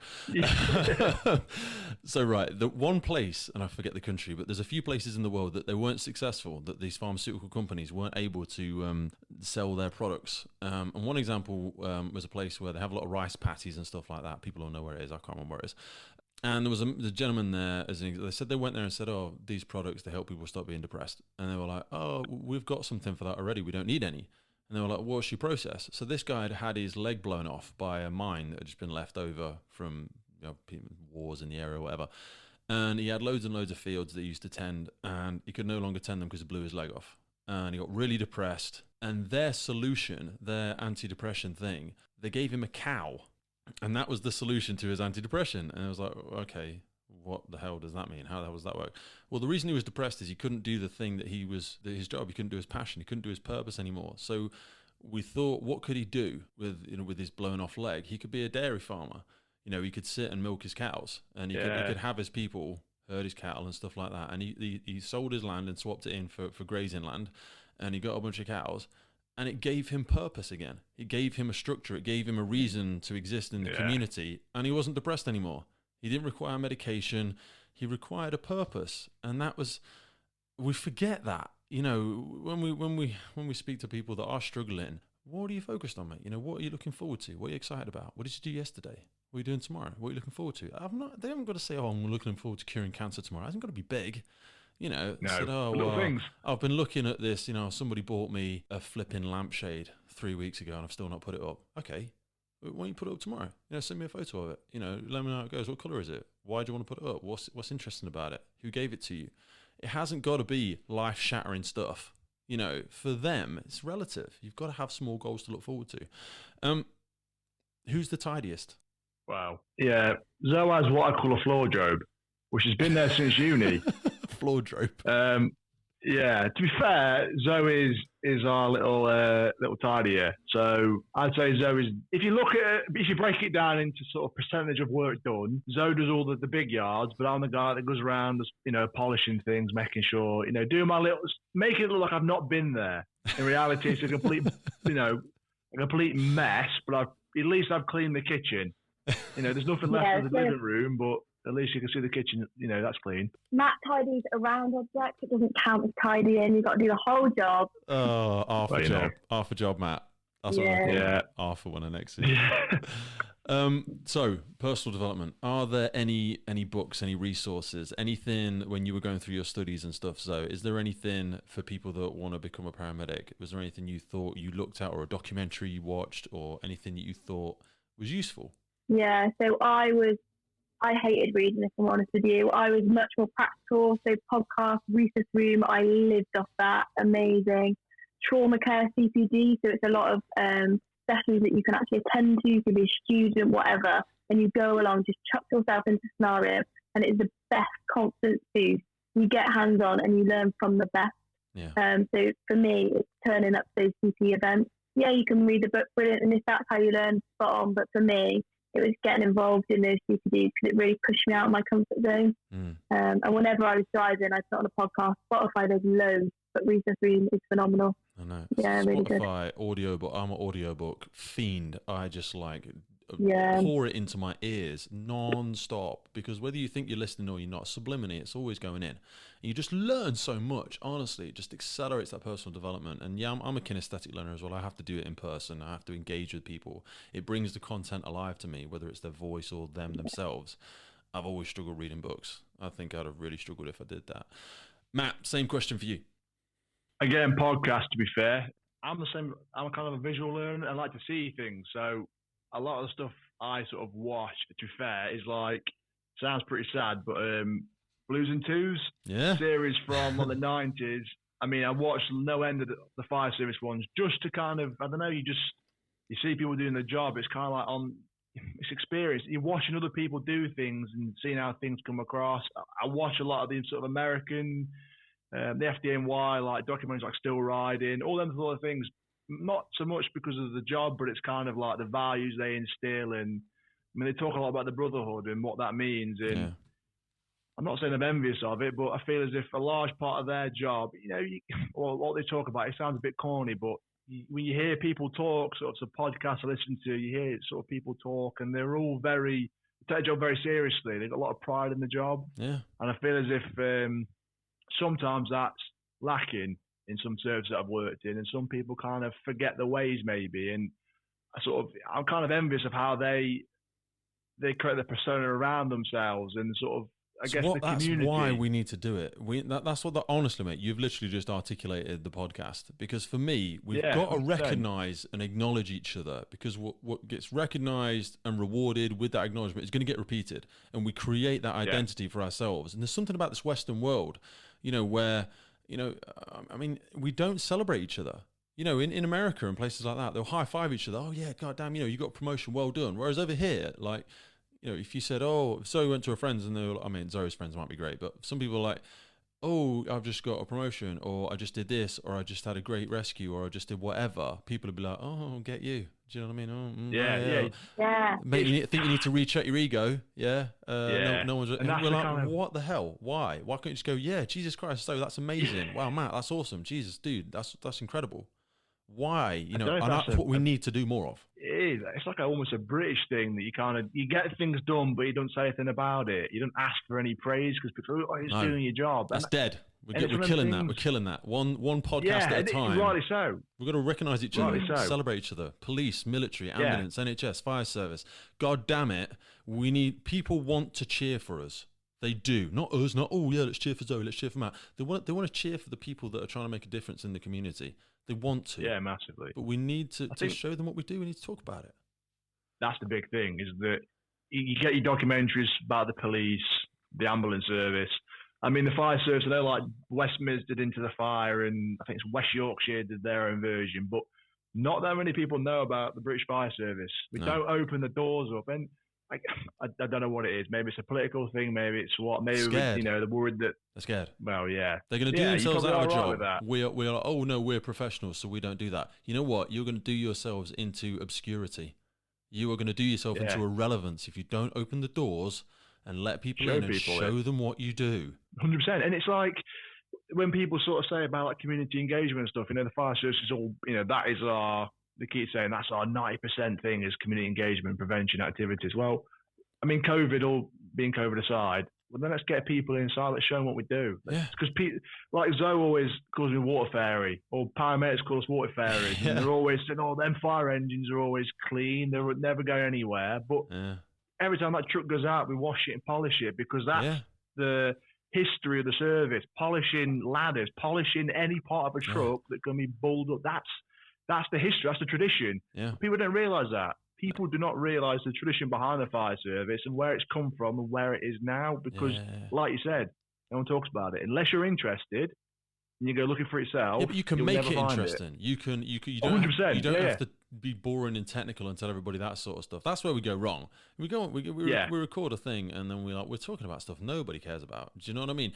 That's the reason I'm still pushing for my promotion stuff, because I want to get to a position where, like in today's, I would be inviting in social media influencers and say to them, come and do a day on the fire station and we'll film it and you can promote it through all your social media channels, do whatever, earn your goddamn money from it, I don't care. But come on in and let's talk about what it is. Ask me all the stupid questions. Ask me about dead people if you want to. Ask me about anything.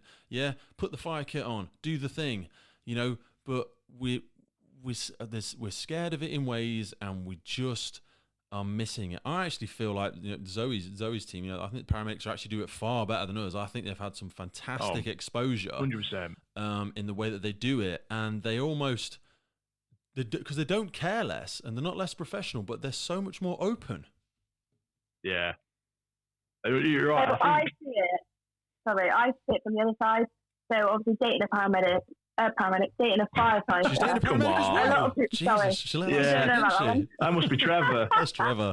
She said they were just friends. that comes around when you're on night. A lot of people say, so what does he do? Because there's not many fires. I get that question all the time, and it's like, he doesn't just do fires. Like, there's other stuff, and like hardly any people that I speak to, we go to RCCs and things like, what's that? What? Like, people are so unaware. Yeah. They really are. I know, and that's our fault. All they see is, that's our fault. Yeah, it is, because all they see is fire. They don't see the rescue part. They don't appreciate. I mean, like, you can go in a rabbit hole with this sort of stuff, but the amount of jobs we sort of attend to, and if I talk to my dad about what in the 90s they went to, it were fires, and every now and again a road traffic collision. That were it.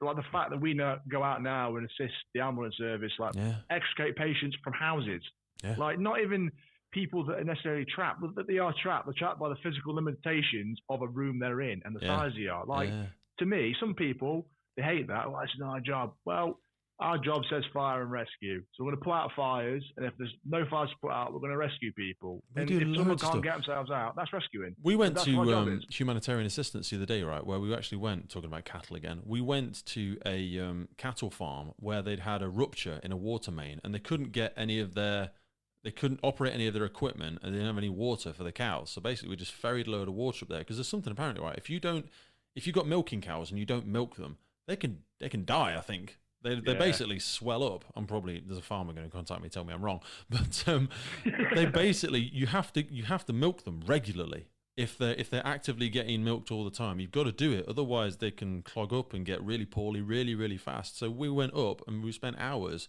pumping water all the way up to all their troughs, to all their systems, so that they could actually work. And, you know, we do things like that and people are like, what? And you're like, yeah. That's another part of the job. It's a toolbox, and we're a bunch of skilled operators with a problem-solving mindset, and we can apply that to so many things. So many things. Yeah. Not just fires. Not just fires, baby. Zoe, what one piece of advice that's commonly said in the sector do you think people should ignore? That it's all blood and gore, because it's not. Like, the amount of mental health we go to, and the non-glamorous stuff, and the social care, and the dealing with the family, it is not all legs hanging off and things like that. It really isn't. A lot of it is the emotional stuff. I don't know, I think it actually entices people into the job. I find I'm starting to have students now, and I'm getting a lot of students that have just watched these Channel 4 documentaries and going, where's the heart attack, where's this, where's the trauma? And it's that's what, I don't know what percentage of our workload is. Very small compared to all the mental health and the social needs and all that stuff. My brother-in-law said that. I did a ride along with. He's a paramedic. I did a ride along with. I've done lots in the past with him, And I did one, and he said, "Oh, I envy you guys sometimes." I said, "Yeah, no, you do." He said, "No, seriously, because natural, mate, natural. It's all right. You can ask me a question. Go on, it's all right." No, and he was like, "You get to go to a lot more trauma." He says, "We go to lots of stuff, and you pretty much, if you go to an incident, you predominantly go into trauma." And like I say, some people think of the paramedics as it's all blood and gore. We spent like 3 hours. We went to this guy, and he was like, "I've got blood in my poo," and we spent like an hour diagnosing. I obviously didn't do anything. I did, I was like, "Oh," so I just started talking about anything. Right, I started talking to this guy about reasons I thought he might have blood in his poo, and my brother-in-law was like, "Hey Pete, you said you were coming to observe, yeah? Why don't you shut up and let me be a paramedic? Observe. Yeah, as you're not remotely clinically trained and you don't know what you're talking about, why don't you just watch? Yeah, and then I will do my job." He's absolutely right. I just can't help myself. I'm like, maybe it's this, maybe it's that. Let's see what Google says. No, let's not see what Google says. Let's let the qualified paramedic do the job that I'm here to do. I love him. Yeah. What's one thing you wish you'd have known when you started the job, Matt? What's one thing I wish I'd known? I mean, I'm kind of fortunate again that my dad was in it, so I was grounded in very early days. Let me put it that much. When I went to training school, I stayed at my parents then, and my dad was making sure every single day I'm polishing my shoes and ironing my trousers and my shirt. So it was kind of one of them things where, I don't know, I didn't have too many questions, but I guess the one thing I sort of is ask more questions and don't afraid to sort of, I got told to be the grey man. Just be the grey man, just toe the party line. Don't necessarily stand out, but don't underperform. Be that middle sort of thing. And I guess I probably asked more questions. Okay. I think is probably what I'd wish I'd done. And just, I'm quite an open person anyway, but not been afraid by ranks or what people might say about people. Because at the end of the day, everyone's human. And just approach things and approach people without any fear of them thinking, "Oh, I'm just a new recruit," or "I'm just, I'm essentially nobody. I'm just a firefighter," and they're, a group manager, area manager. I think that's what I probably wish, because it's always awkward when you get sort of senior management come in and sort of say, "Do you have any questions for us?" And again, there's a lot of blank faces in the room. Everyone's there like, I ask loads of questions. I do. Yeah. Well, yeah, and that's the thing. I wish I did, because things happen sometimes, and I've had it before where the watch meeting beforehand is right. Okay, so and so's coming in. Don't ask any questions, because the sooner they're gone, the sooner we can go and do what we need to do. And I'm like, okay, to a certain extent, right? Okay, I understand that. Never but do at the that same with my time, crew. like, one of them things where I want to ask the questions, but yeah, I guess that's the thing, because sometimes things happen, and you're like, well, why are we doing that? Yeah. And until someone says, well, we're doing that because X, Y, and Z, you can kind of either challenge it, or at least you can understand why things are changing. Yeah. And I think that's kind of, the more time I'm having, the sort of more confident I'm becoming. Yeah. But again, you taught that time matters most. Shy kids, mate. Come on, shy kids. You got to ask the questions. If you understand the why behind something, then the what and the how are easier to comprehend. They're easier to digest, because you understand the why. Zoe. Yeah, definitely. Same question. Is there anything you wish you'd have known when you came to the job, or is there anything you would do less of, or anything you do more of, looking back on the career that you've done so far and sort of coming into the job? I mean, one thing I'm very thankful for is getting the exposure to help me in my job. Yeah, it's definitely changed the condition I am, without question. What would I do differently? That's a hard one, isn't it? Because you always have regrets, but I try and learn from my regrets. Yeah. Like, I always make mistakes. As long as I learn from it, that's fine, and that's the best way to learn for me, without question. I was very good at asking questions, because I almost played a bit of dumber stereotypes, because while I was a student, I wanted to make sure I could get all those questions out of the way. Then when I was a paramedic, I wasn't then asking the questions. Yeah. So yeah, just get the exposure, as much exposure as possible, really. Because I was the COVID cohort, there's stuff I couldn't do, like going into a maternity ward. I wanted to do that. I want to get so much more experience, but that is something I'm going to do now, because I lacked that because of COVID. I really missed out on those opportunities. So delivering my first baby, I'd never seen it done before, and that was just following textbooks.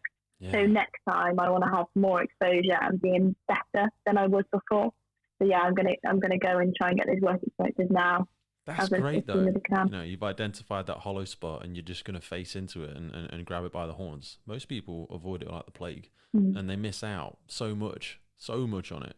It really upsets me when I see people avoiding those aspects. But I love what you said about, I mean, you used the word dumb, but that's what I do all the time. Like if someone's explaining something and then you get in there and then finish their sentence, or you say, oh yeah, you mean because of X, Y, Z, you cut them off because then they stop. And then the next thing they were about to say might have been the thing you didn't know, but you were so eager to show them how goddamn clever you are that you said the thing. And if you act dumb, that's kind of the whole idea of the podcast. My job is to ask the stupid questions all the time. Even if I think I know what the answer is going to be, I learn so much because there's a surprise a day waiting for you working with people. They throw out some amazing stuff, and everyone has different experiences. I'm never going to see the things that Zoe has seen. I might see my version of some of them, but I'm never going to see them. I'm never going to see them from your eyes either. So that's the best way to build rapport, because it's the difference between empathy and sympathy, and actually getting a conceptual understanding for how other people are experiencing the world and how other people are seeing it, and what they take from their own nurturing. What learning do they take from it? There's so much of that we miss out on, but you've identified, you know, a hollow spot, and I identify them all the time, and then it gives you an opportunity to grow. Yeah, massively. Just listening, you can learn so much. You can learn more from listening than talking. Simple. 2 ears, 1 mouth. That's why I've always struggled.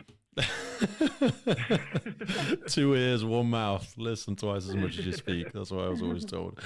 Last few. Leadership. I wanted to ask you both on leadership. We've had good managers, we've had bad managers, good leaders, bad leaders. Even as part of a relationship, though, that's required to lead at times, you know, when one of you is struggling and the other one's not. What are some of the best leadership characteristics? What do you love about the leaders that you admire, or what are the things that you aspire to be as a leader? One massive quality that I love in a leader is they remember where they've come from. So yes, they might be the manager now, but they were once where we were. And I've got a phenomenal line manager because he relates to me and he doesn't look down on me for what I'm saying. He's like, yeah, I get it. I've been there. And he talks to me like I'm a human. He doesn't talk to me like he's my boss or whatever. And that makes him so approachable. So I really can go to him and be like, look. And it's almost like sitting down with a mate, really, get a cup of coffee and let's have a chat. So yeah, remembering where they've come from definitely is massive for me. I hate it when they look down and you think, oh, you should know that or whatever. Love that.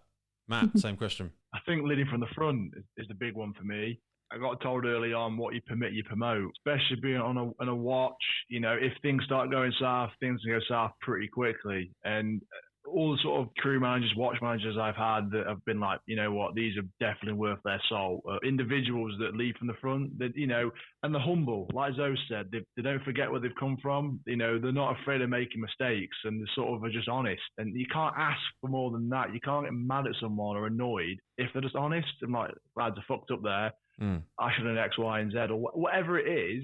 But you know that also, if they're asking you to go and do some, you know, some stuff we go to, it's touch and go sometimes. Things are a bit airy. We either intervene or we don't intervene, and it's like that fine line. But I've always had that confidence in sort of incident commanders and people I've worked under, the bosses I've worked under, that they wouldn't make me do anything that they weren't prepared to do or they've not done already.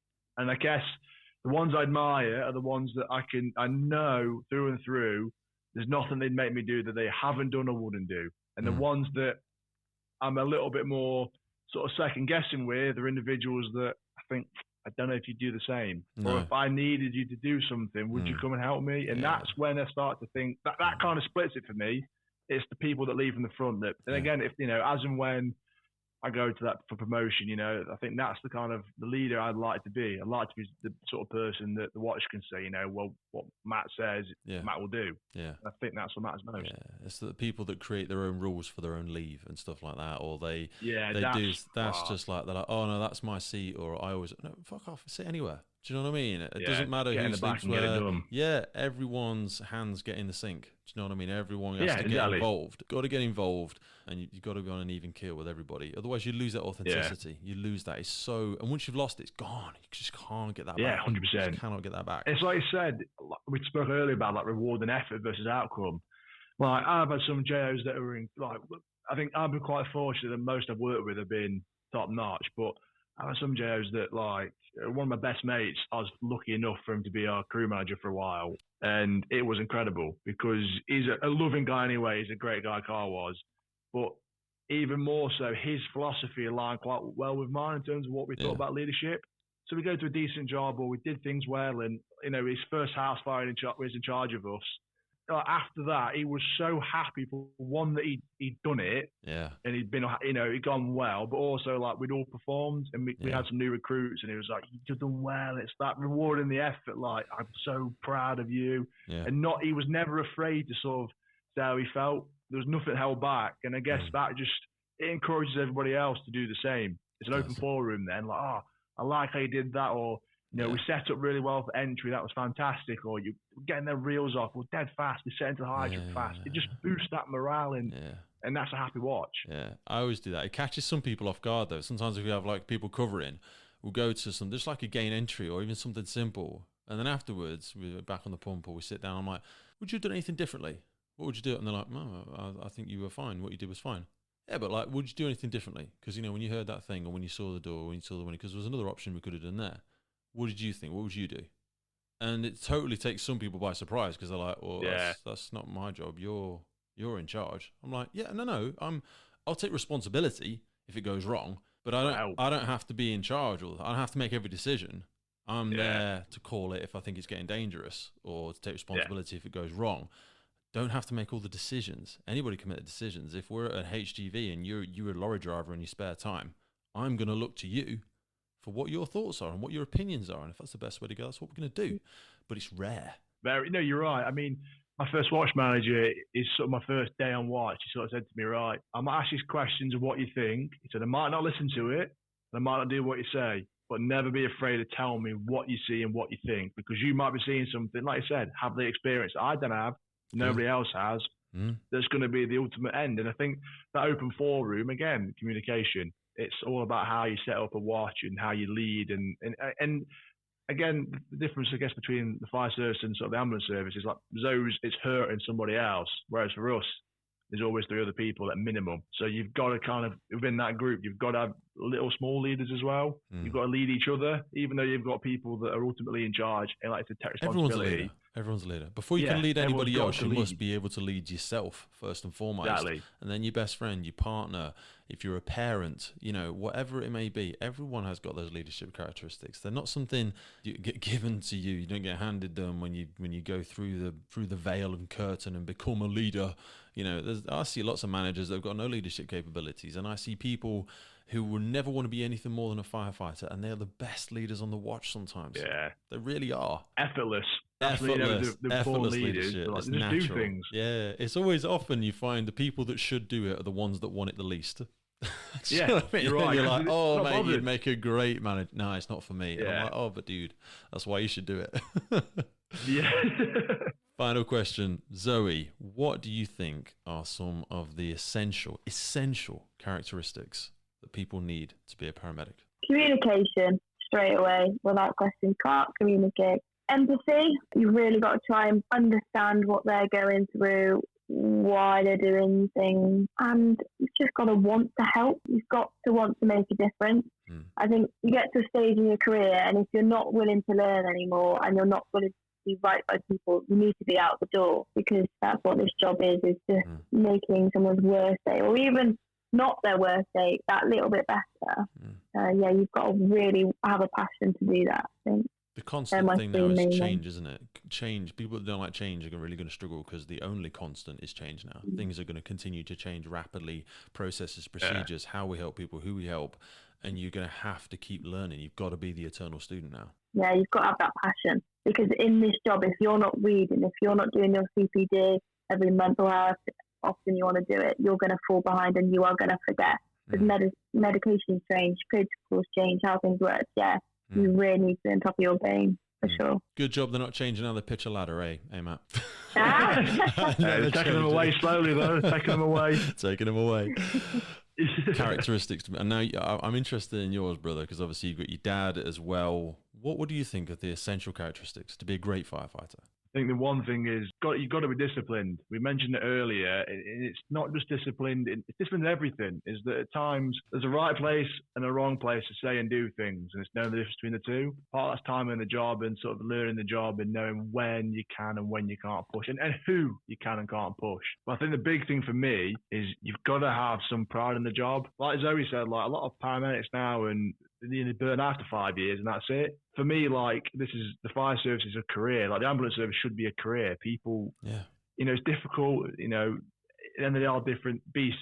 But ultimately, the fire service for me, it's not just a job. It's not like I'm going to stack shelves or I'm doing a meaningless task or whatever it is, digging holes for a living. I'm fortunate enough that every single day I go to work, put on a shirt, the badge that represents, the county or the city or whatever it is that I work for. And I think that pride's kind of lost on some people. We mentioned earlier. Yeah. And I think it's just having that desire and that pride. That's what matters to me. And it's wanting to be a part of the fire service and what it means and its history and just buying into it. Not trying to be like, I am Matt, these are my things, I'm going to join the job and I will change the job. But don't get me wrong, there's two things firefighters hate most, which is the way things are and change. They're the two things that you hate.